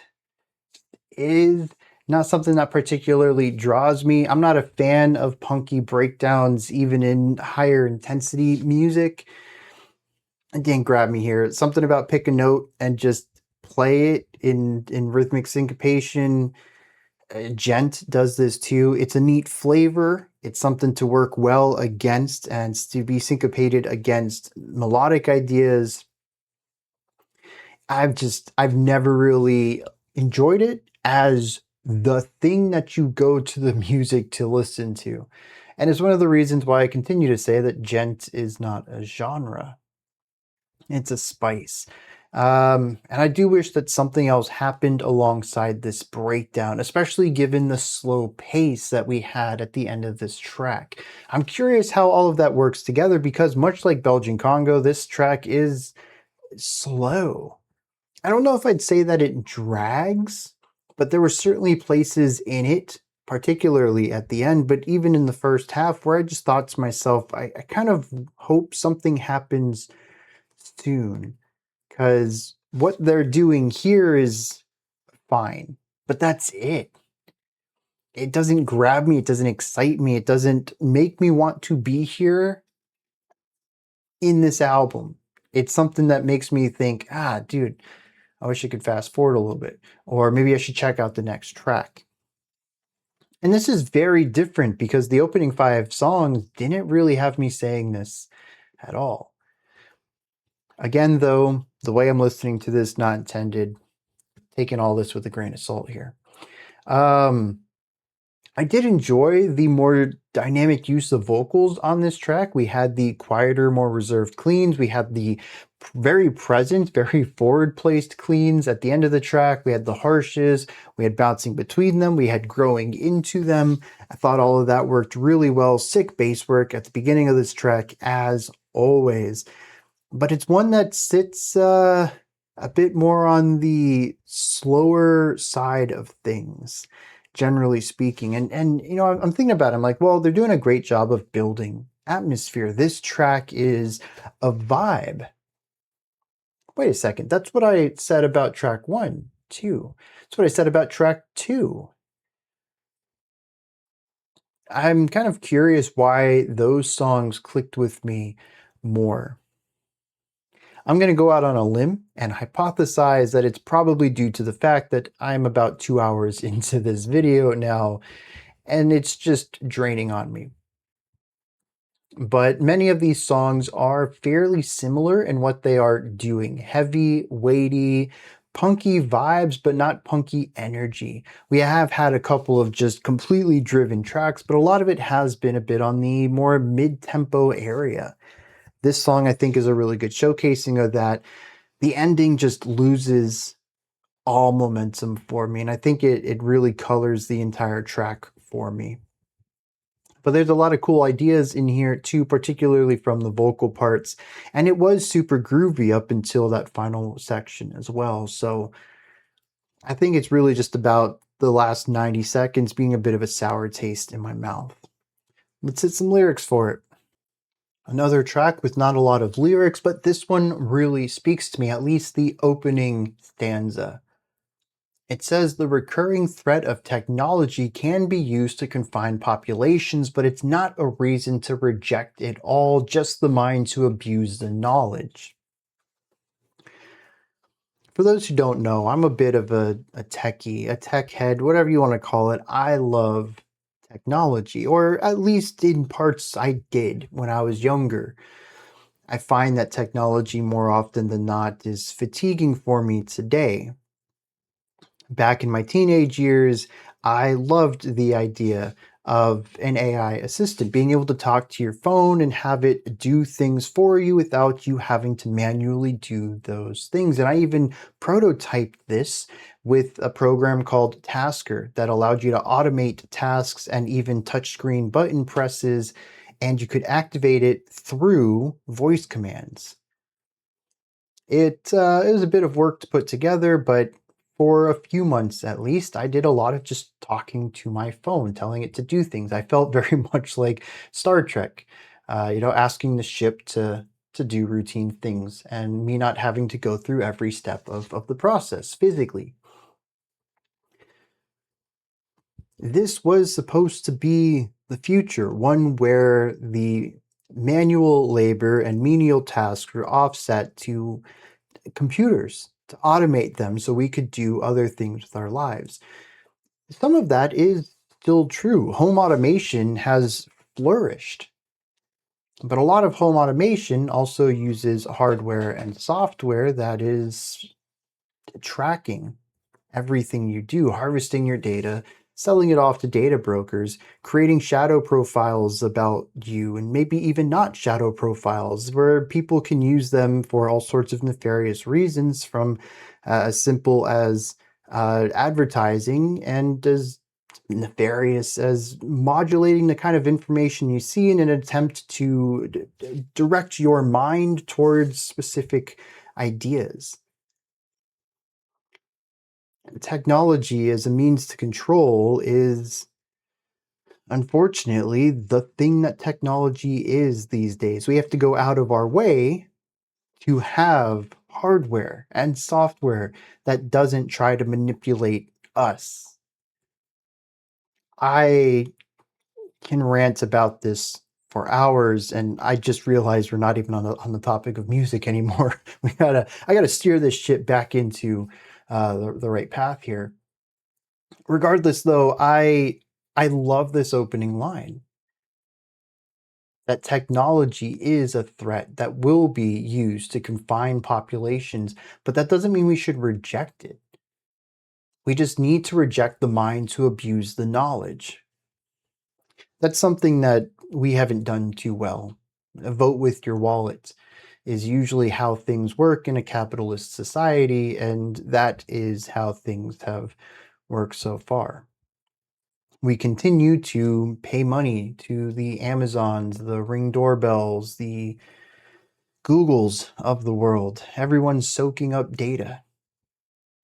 using technology against us. And they are in the place they are because most people will just pay that money or pay the not money. In the case of YouTube and Gmail and every other free service that you pay for with your data and your time more so than your cash. We need to reject the mind to abuse the knowledge.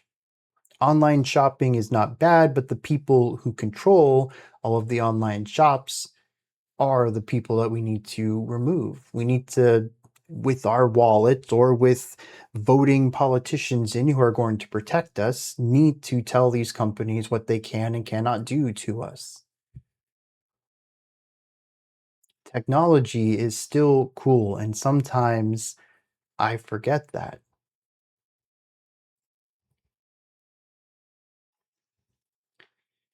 The rest of this track, though, I'm not too sure what it's supposed to mean. We have one that says, I saw in a dream buildings extending mankind through the sea. The phrase machines never died and we will be vindicated is repeated several times. It says we will traverse the empty season of now. I'm not really sure what all this means. There is this one line though, it says, it'll happen, culture mesh into one. See it now as we open our eyes. I wonder if this is supposed to be about the shrinking world of the internet, where previously I would never have communicated with anyone outside of my county, my state, much less the entirety of my country, certainly not globally. And yet nowadays, because of the internet, I talk with people all over the world daily. The world has shrunk. Culture is becoming a little more homogenized. I'm not going to say that we are just one humanity yet, and I kind of doubt we'll ever reach that, at least not before somehow we wipe out our own race. But it is something that could slowly move in a direction, because I will tell you that culture is one of the biggest exports for a lot of countries right now. And communicating with people from other countries helps break down barriers as well, introducing cultural ideas across global lines through the internet. Again, I'm not naive enough to think that culture is completely gone, that we just have a single monoculture now. And I don't think it'll happen, but I still think that the steps are there. The pathway is there. It's a very slow moving machine if it's moving at all, but it's a possibility for many thousands of generations down the line. There's an optimism to this track that, while I do feel is present in some tracks, is not consistently showcased here, and it's certainly not a strong element of the music. Even this track is heavy and weighty, but maybe that's the point too. I just talked about how this machine of breaking down cultural barriers is slow moving. Maybe that's what they were aiming for here. Regardless, this seems to be a track about using technology for the greater good of the average person, the majority of people on this planet. That's a cool little track. I wonder if the Awesome Machine is supposed to be the internet's. That's more of a software thing, but it could be the personal computer. This album came out in 2001, could be the smartphone. They were seeing things a hair bit before 2001. Smart. I don't think I gotta look this up real quick. Okay, the first smartphone came out, was announced. The 2007 was when it was first released. That was the original iPhone, which someone correct me if I'm wrong, but I believe that was the first smartphone. Apple was developed later. We did have stuff like Blackberries, but more like a PDA than a smartphone. It certainly was a computer in our pocket, more so than clamshell flip phones at the time, but still not quite on the same page as what the smartphone would be. So I thought, well, if not the smartphone, then the previous technology would be social media. Even MySpace wouldn't come out for another year and a half, 2 years after this album. I'm curious what they saw that gave them this insight. I mean, granted, 2001, I was barely a teenager. Yeah, I think I was just turning 13. I certainly had no philosophical insight on the future of humanity. um, but they saw something, and I think it mostly came true. At least, they saw the building blocks, and we're certainly on that path. The mass communication between people globally is something they talked about there. But it's also interesting too, because they saw that technology was about the people who controlled it. And was that still really a thing then? Windows certainly wasn't the spyware that it is now yet. And we didn't really have phones tracking our location and everything we said 24/7. Everything was very personal. I mean, the PC was the personal computer. It's still ours back then. What did they see about the people who own the technology controlling us? Although also I suppose it would be the previous technology of communication, the previous form of media, which would be television. There's certainly some things to be said about some of the worser elements of television, both programming and advertising. But the song seems to be more forward-facing than that. I don't know. I'd love to hear an interview about the lyricist for their thoughts on the Awesome Machine and what that was to them. I mean, granted, we had like GeoCities and stuff back then. There was the element of communicating with people far away from us, much easier than the phone ever let us. But without much of a search engine, I don't even know if Google was really a thing. I think Google.com did exist, but yeah, Google.com was launched in 1997, like proper launch, not a prototype. So it had been out a couple years, but I don't think we were at the point where we Googled things. I think this was still back in the day where you just kind of landed upon websites more so than sought out information. Even Google at the time wasn't anything like who they are today. So I don't know. We've not talked about music for a while, so let's keep this train rolling. But I am very inquisitive about the lyrics to that track. This next one is called June 99, although I'm also seeing that it has 699 as an alternate title. Let's kick it.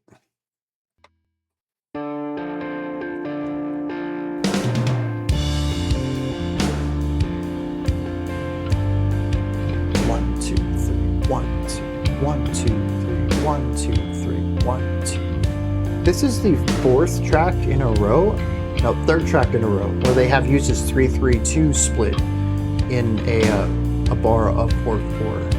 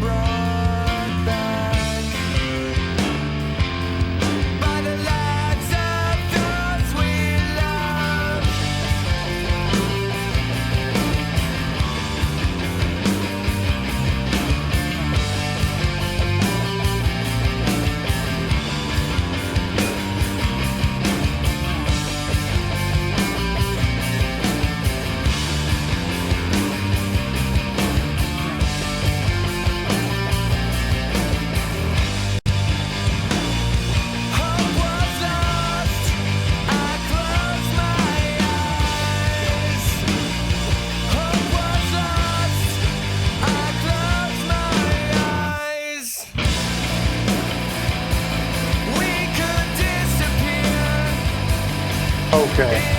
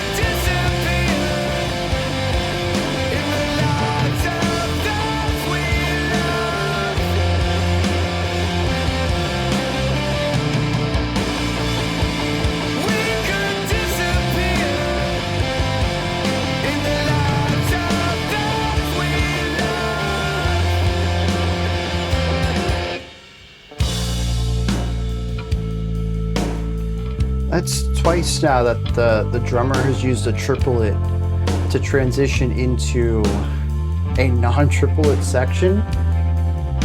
It's very disorienting, especially when the guitars aren't tripleting too, so it's just this rhythmic friction that doesn't foreshadow anything, it's just there for disruption.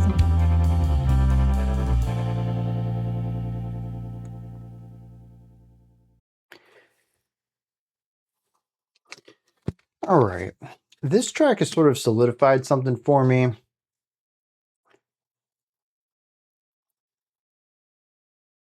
Track 5, bit more muted. Track 6, very muted. 6 minutes of instrumental, lower energy playing. I had mentioned that this would be a really good palette cleanser for a shift, a tonal shift into the back half of this album. And so far, track 7 and 8 are both a bit lower energy. We did have some harsh vocals in track 7, but musically, I feel like we aren't anywhere near the heavier stuff that we saw earlier in this album. With only 3 tracks left, I wonder if we are going to continue to have this chiller atmosphere overall. The other thing I noticed is structure. This is something that's been fairly consistent throughout this album. There are verses and choruses, but what I haven't really talked about is the way that those are ordered. There are some tracks that follow verse, chorus, instrumental, bridge, which they love to do those, and then final chorus or something like that. But 5, 6, 7, 8, we've kind of shifted away from that idea into the foundational idea and the variation of that concept, where the first half of a track will be one thing. Might have some small changes in it, but generally speaking, it is one idea. And then we will move into something that works well alongside that, a parallel to the idea. Sometimes it will be an expansion, maybe using the same chord progression or the same rhythmic concept and building something new off of those bones. But other times, like this track, we will explore something completely different. The first half of this track focuses on that 1, 2, 3, 1, 2, 3, 1, 2 that we have seen so much of in this back half of the album so far. But the second half of this track focuses on something that's more consistent. It doesn't have that 3-3-2 asymmetry to it. This one is focusing on constant eighth notes. It is more rigid in its rhythmic structure. It also feels, because of that, more driven. Like, I don't know, taking control of something that felt out of control, finding your footing after being turned around, getting dizzy. Something along those lines. Where we had asymmetry originally, we now have pure symmetry here. A return to form, finding consistency against chaos. The chordal progression is fairly similar between the two halves of this track, but the rhythmic structure and thus the energy and emotion are different. We also have vocal delivery that's a bit more muted in the first half, more fully projected in the second half. They are very similar, and the entirety of this song creates a very unified expression, but it is two halves. And the same could be said about the Awesome Machine, Belgian Congo, and Chiriacho Summit. I gotta look that word up. That's the second time I've tried to pronounce it, and I think I've failed completely. But this is very different from the beginning of the album, which felt more exploratory. We had a verse chorus bridge verse chorus, which is like the AB CB pattern, but you put the C in between the first and second groups of A and B. Very different. You don't hear that too often in a lot of music, honestly. We have ditched that sort of structural exploration for A, B. That's it. The next track, A, B. And I think looking at the lyrics, it kind of fits too, because a lot of the lyrical ideas are more linear than they were at the beginning of the album, where there were very clear choruses there. We're not really seeing that anymore.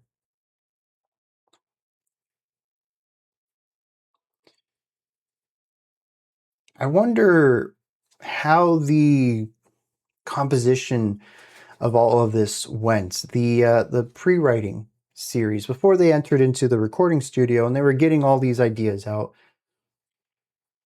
If this album follows the writing process, usually I understand that's not how it goes, both anecdotally hearing from others, but also from my own experience. You write out all your music and then you kind of play with the best order for it to tell the story that you want lyrically while having the pacing and movements and general highs and lows that you want musically. It's a balancing act. Usually, I believe, I've never done one of these, but I would assume that um, concept albums where you have a linear story are going to be written in that order, but I suppose that isn't necessarily the way it has to be done either. It just seems like that would be a lot easier. I can't imagine writing a novel and just jumping between chapters because you know the overarching story. It still probably makes sense to write it linearly. But this album is following a structural pattern. The songs are all evolving in a specific manner. I find this to be really interesting. Beyond those topics, which seem to be a bit more about the album itself, I don't have much else to say about this song in particular. It's much like Awesome Machine, much like Out Circuit the Ending. It's dreary, it's heavy, it takes its time. We get mixed vocals on this. It's definitely an album that has an identity, or better or worse. You know, if you don't like this style, there's not much here for you outside of it. We had a couple tracks at the beginning which really showcased a bit more of a traditional punkier side, but this sort of heavy atmosphere is a dominating style for this album. I'm enjoying it, and I've enjoyed albums like it. I am looking forward to another listen to this, though. More condensed, traditional listening experience, no stops between tracks.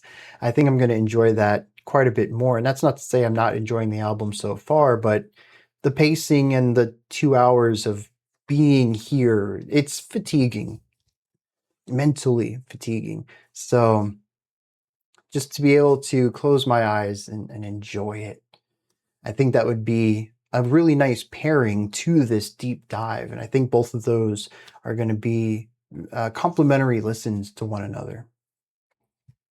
So, kind of going along with the last track's focus on hope and optimism, this one does that too in a more general sense. There is, in fact, a very clear notion here when it says, hope was lost. I tried not to look back. I was haunted by darkened thoughts, and the void drew me closer until I was brought back by the lives of those we love. That the people around us are the ones who save us from the depths of solitude, of despair, of sadness, of weight, of pain, of grief. Human existence has always been a social one, and it is true both academically, scientifically, and anecdotally. To be close to the void, ready to give in to despair and be brought back from the brink by the people around you, is a tale as old as time, both fictional and true.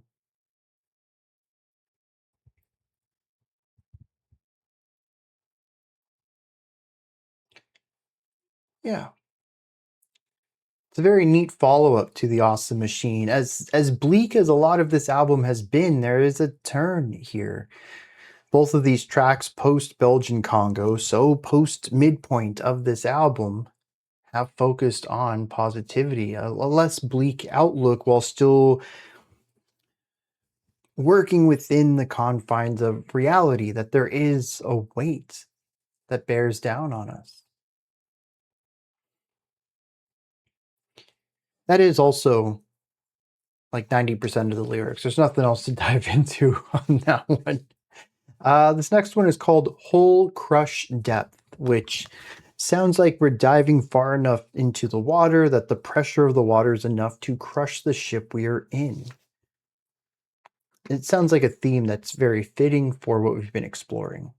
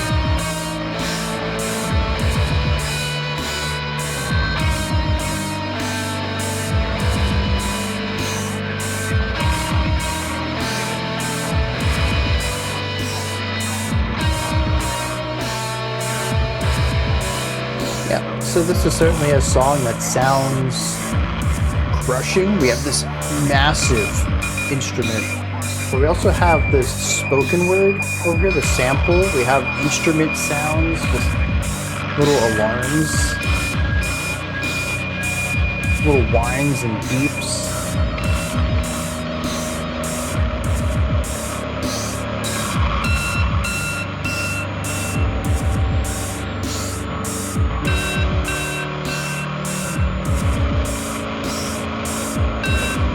Another instrumental track?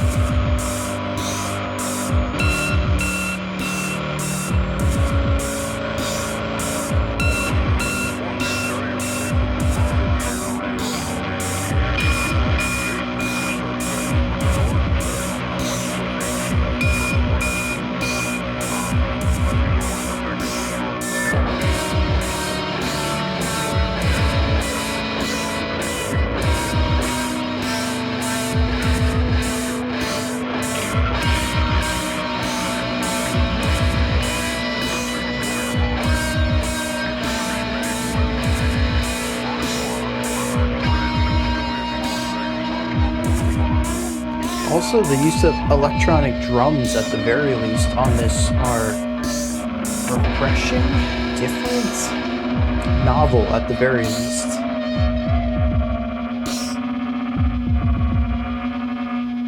Yeah, I don't have anything to add to this one. I think it does a great job of feeling like you're isolated. Heavy reverb underneath the water.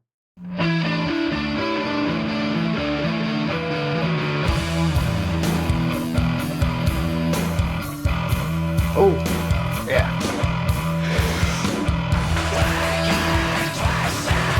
Heavy compression on top of the compressed vocals.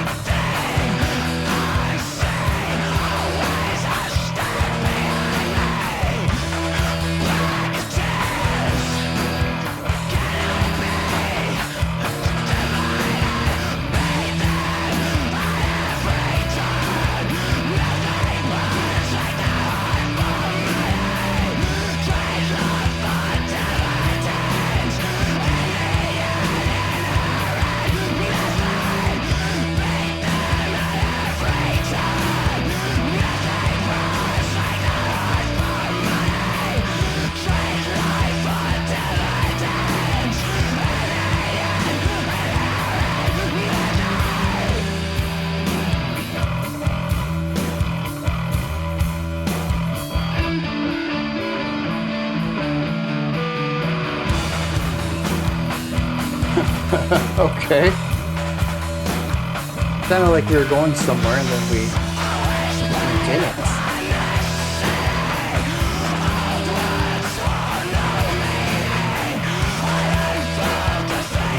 These are fairly sinister though.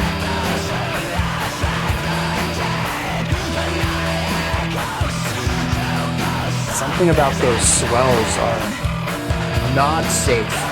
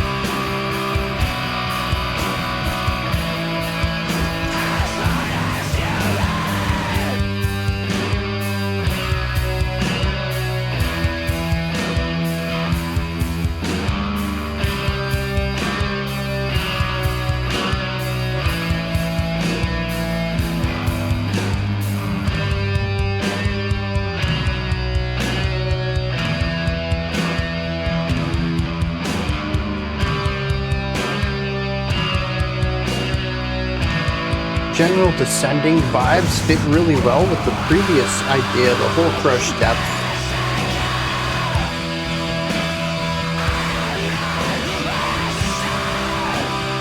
Other than that, I'm curious why this track focuses so much on descending ideas.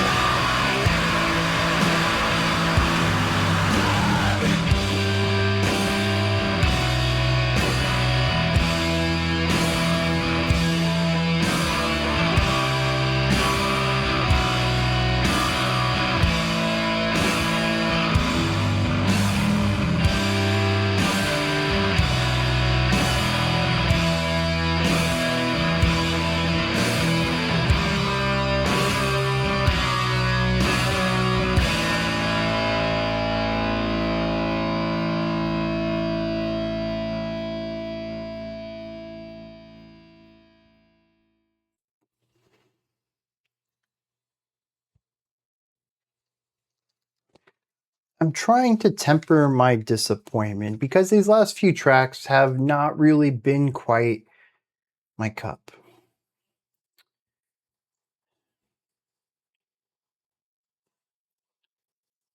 And part of me wants to just blame this atmosphere of how I'm listening to it. The format itself is not always conducive for this, particularly for albums that are sort of singular in vision. But this album isn't singular in vision.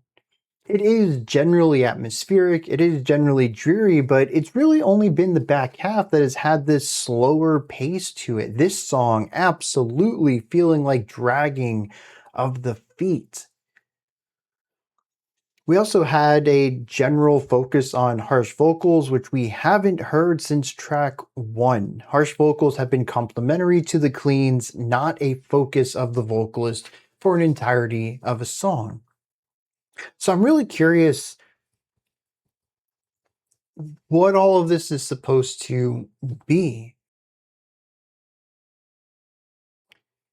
I wager that there might be some larger scope here. The beginning of the album was more driven, but also more pessimistic.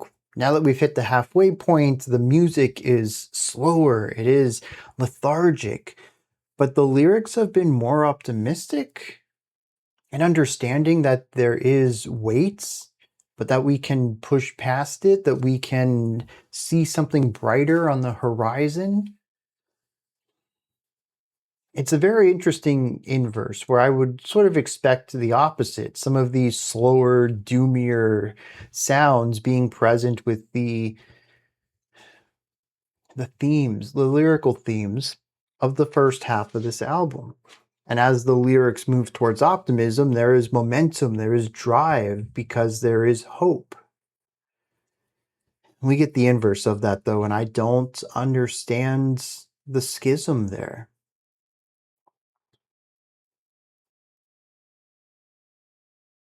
Or maybe the music is the experience. Not that it pairs with the themes, but that it's the lived experience. I don't know how universal this is. I don't want to extrapolate. This was certainly my experience. Growing up in my teen years, and I even say my early 20 somethings, I found it rather easy to be misanthropic and nihilistic. I had more energy back then, but everything seemed bleak, so why do anything? Nowadays, I am certainly more hopeful about things, but the heavy weight has dragged me down. I feel I am less energetic, less able, not able, less driven, possibly, to make the changes that I know are possible. As the old adage goes, youth is wasted on the young. Maybe that's what they're trying to create here. That feels far too specific, though, to me at least. That certainly feels like something I would be injecting into my understanding of this album, especially since if the people in the album art are Frodus, they seem much younger than I would expect to have that viewpoint.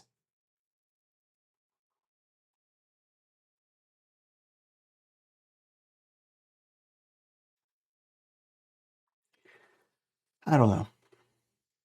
I'll see what other people say in the comments regarding the trajectory of this album and the way that it evolves over time.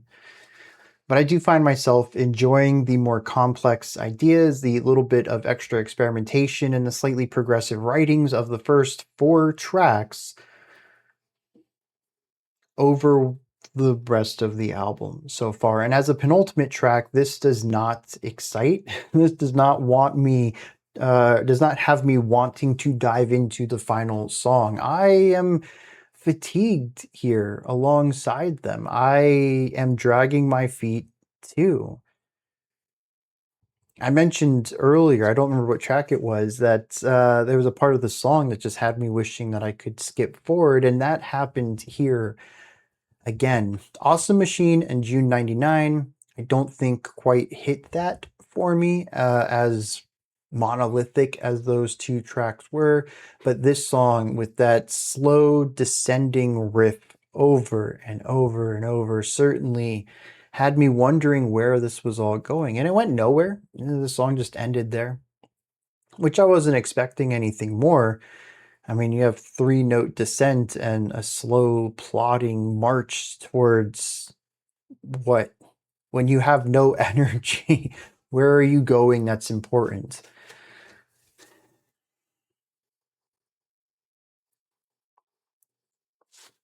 On the other hand, Whole Crush Depth was an interesting track. A little bit more of an electronically guided song, though I think the guitars and bass, while having some slightly electronic tones to them, still registered as a bass and an electric guitar, but the drums certainly came off as electronic drums to me. I don't know if they were MIDI triggered or if that was, they went and got an electronic drum kit for this. But it certainly feels like that. The snare and hi-hat in particular had that sound. Did not sound like an acoustic drum at all. The very flat velocity on them sells it too. It's a mix of just everything to do with it. I thought that was pretty interesting. Post-hardcore and electronic music, especially around the 2000s, certainly had a lot of intermingling. One of the most prolific bands I could think of for this would be like Start Select, but also Attack Attack was playing around with stuff like this too.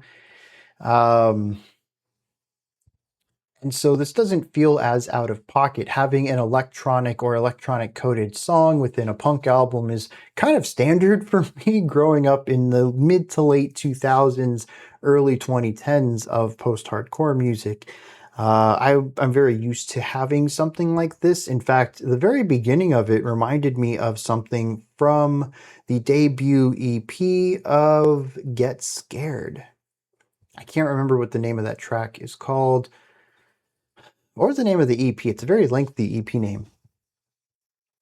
But I mean, the opening of it, the drum sound in particular, instantly reminded me of the intro to that track as well. Let me find this real quick. For anyone who's interested in that, the album is Cheap Tricks and Theatrics. The name of the song is The Blackout. But I don't have much to add to that track. As I mentioned earlier, I think they do a great job of creating something that feels very metallic, but also in the water or maybe in space, any sort of void. Although I will say that the heavy reverb on the drums at the end of the track, I think it was drums, certainly creates something very watery there. And overall, I think it is a interesting exploration into sonically ornamental music, something they haven't really dealt around with too much. We've had ornamental drum work in this album, but as far as ornamental guitar lines or bass lines, not too many of them. The guitars and the bass tend to have lead ideas, whether it is just pick a note and make a rhythm on it or play something melodically moving. Both of these instruments very rarely play something and then quit out for some time before playing something else. They are always engaged in the writing, in the atmosphere, in the movement of the song. And so for this track to have sounds that just kind of hit and then they're gone for a while, then they hit again, maybe over here, then they're gone for a while. All of those beeps and bloops and sweeps and all the other stuff going on there. It's a very different compositional style for them that I thought they pulled off rather well. And it absolutely sells the idea of being in a submarine, relying on your instruments to know where you are for navigation, all of these things. I thought they did a good job with it. I don't understand how it fits in the album, but rarely do I understand how these styles of songs ever fit in the album. It's just kind of neat that these bands do this. I don't know. Let's check out some lyrics for Year of the Hex, and then we'll look at the title track of this album and wrap it up. This seems to be a song that opposes corporate greed. The chorus says we will beat them at every turn, for nothing burns like a hurt for money. They trade love for dividends, they trade their life for dividends, but in the end, they inherit nothing. It says that they will sacrifice everything for money, but it's something they can't take with them to the grave. The beginning, though, the opening verse, says that wicked and twisted I see through the eyes of the far more sinister, and this day I cast no shadow. I wonder, I don't know, is it about participating in capitalism here purposefully to get a perspective on these types of people?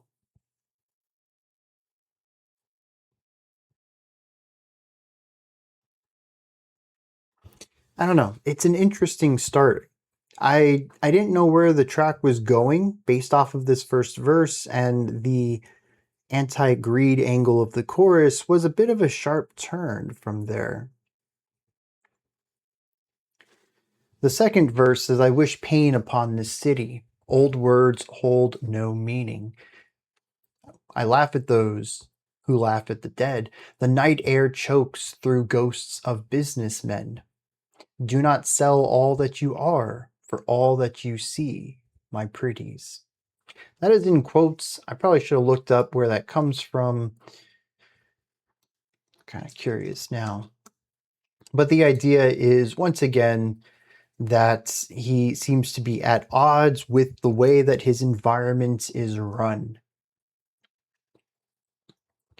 And that he sees the ghosts of businessmen everywhere. And as the chorus implies, they're broke and penniless, as all the dead are.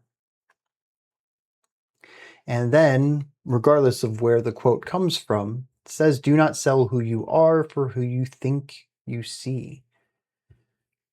There's more to life than just money. Sometimes having what you have is more than enough, especially if you don't need to discard those around you in order to achieve that. The end of the track, though, finishes with, there is no final word. As long as you breathe, there is no final verse as long as you live. And this is interesting. The song of your life continues on as long as you have life. Yeah, yes, it does. I don't know what's going on there. A very quick web search does not show anything for this quote, so I don't know where it comes from, other than, Frodus. So lots of websites that are lyric websites bringing those lyrics up. So I'm kind of curious where that comes from, and if they came up with it, why is it in quotes?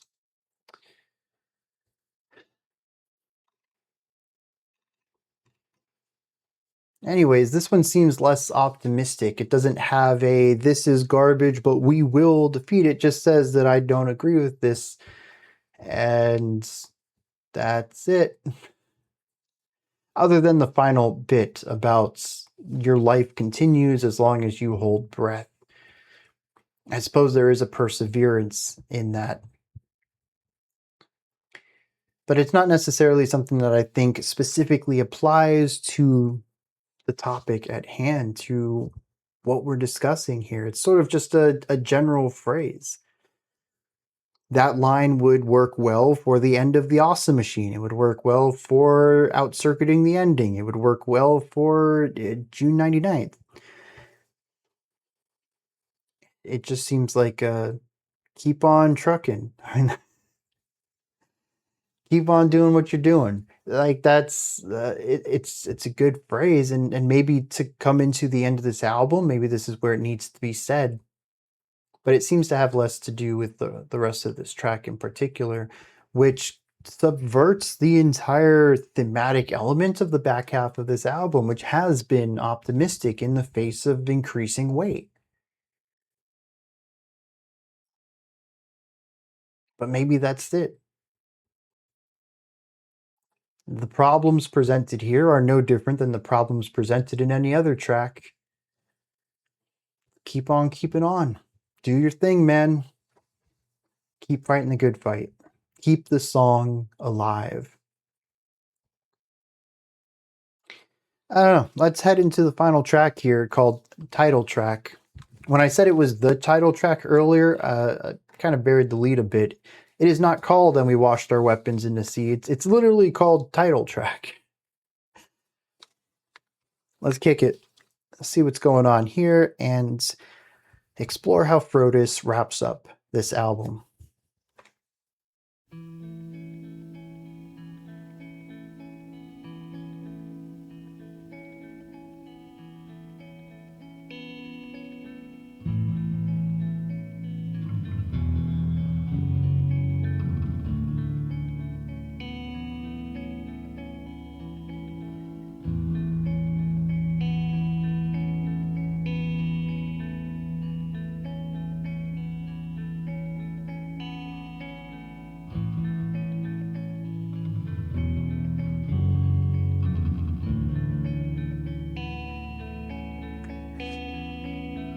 It is quite hopeful, and those last two notes in the riff, something about that. It's tender.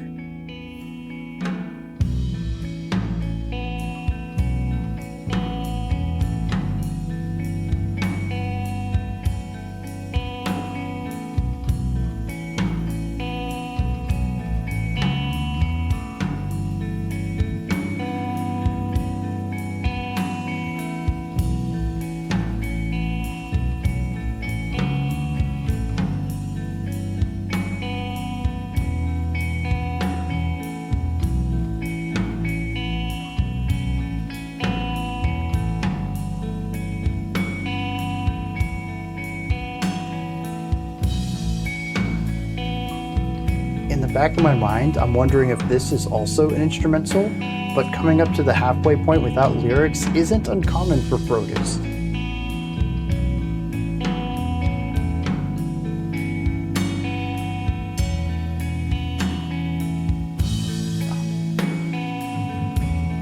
We got the bell of the ride cymbals, a nice little change there, and then it's gone.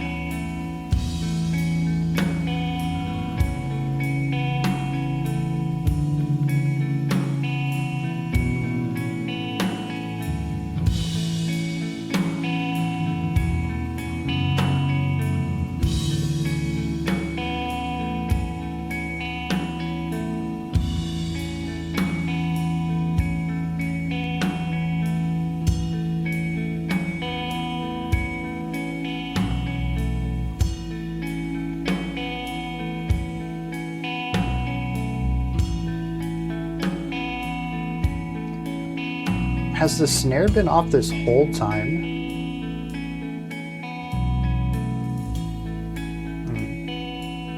Very delicate cymbal roll there.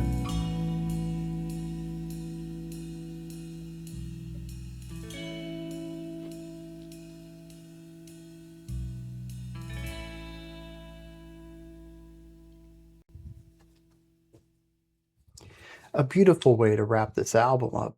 A little awkward for me since I kind of like to bring all my thoughts together by the end of an album, and I kind of already did that at the end of the previous track, Year of the Hex. This doesn't add much to any of what that has done. This is counter to that. And I think that's kind of, it works well. I've been talking about how heavy this album is, that it has continued to drag its feet more and more as we get to the end of the album. Here we have some release, whatever that might be, coming off of the final lines of the previous track. There's no final word as long as you breathe, no final verse as long as you live. This album is about the bearing down of daily weight and trying to understand it, trying to change what you can and leave be what you can't. Figure out what fights are worth fighting. And to have the fortitude to push through with that, to fight those fights. Here at the end, we finally have levity. Is it because all of these systems have been dismantled and fixed that the people who are bearing down on us, dropping bombs or controlling our lives with technology or whatever any of these songs have been about, have we finally replaced them with people more human, more empathetic? Maybe. After setting the world straight, we can finally look on a grateful sunrise and smile. Or maybe more realistically is that the final word, the final verse has been said, as there are no vocals in this track. Much like the beginning of this album, humans falling down left and right around this person. Now it's their turn. They did what they could to improve the world around them, the people that they knew. They were brought to the brink, or they brought themselves to the brink, were walked back from it, did what they could to make things better, and now their song is over. They have found peace in the next state of existence. Regardless of how you view this track, I think that the emotive aspect is very well felt. There is a little bit of joy, there's playfulness, there's not optimism, but relaxation, a feeling of weightlessness that has been completely missing this entire album. It's finally here. Some moments of reprieve of everything else. It is, much like pretty much all of their other instrumental work on this album, incredibly focused. It is one idea from start to finish with slight variation, particularly from the drummer who consistently provides these nice little flourishes to keep the drum part from ever feeling stale. But the bass and guitar work, identical from start to finish. There are some sections where we only have one of those instruments before we add another or after we've removed one. But what the instrument itself plays doesn't vary. I don't know if there's much to read into that, as that is just their style of writing. On the back half of this album in particular, most of the instrumental composition is very focused on singularity. I still have to wonder about that. I think my favorite guitar parts and probably still my more memorable tracks are on the first half, where there is more complex writing, both compositionally, rhythmically, but also for individual instrumentation. I found that the hyper focus of the last few tracks, it works, but I think I'd have to be in a specific mood for that.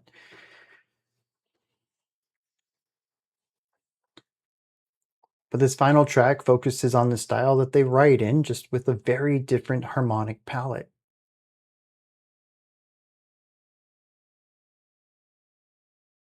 It's a beautiful way to wrap this up.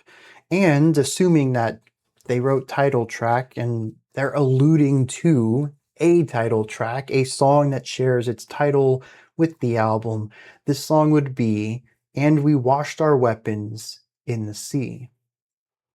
Now, this is interesting because this does go against my previous idea that pairing well with the lyrics that we just came off of, this would be someone who has moved on, who has passed away.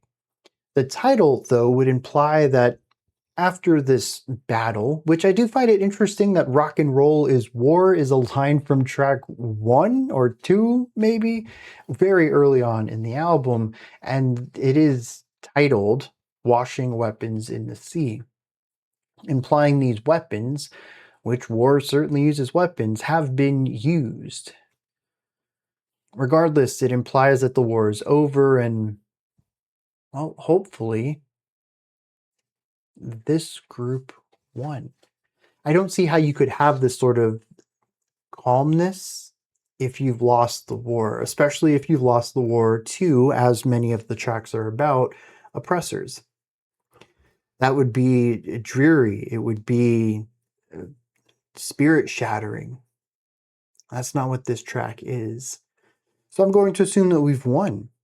And now we are washing our weapons, making them clean once more, hopefully not needing to use them again.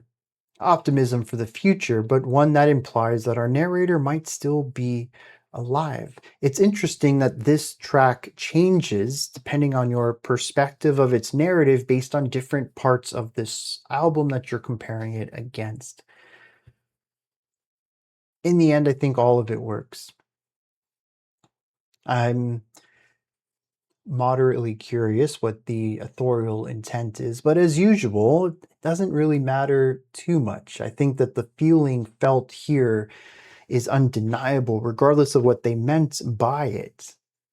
It still wraps up an overwhelmingly heavy, dreary, weighty album with levity, optimism, and relaxation.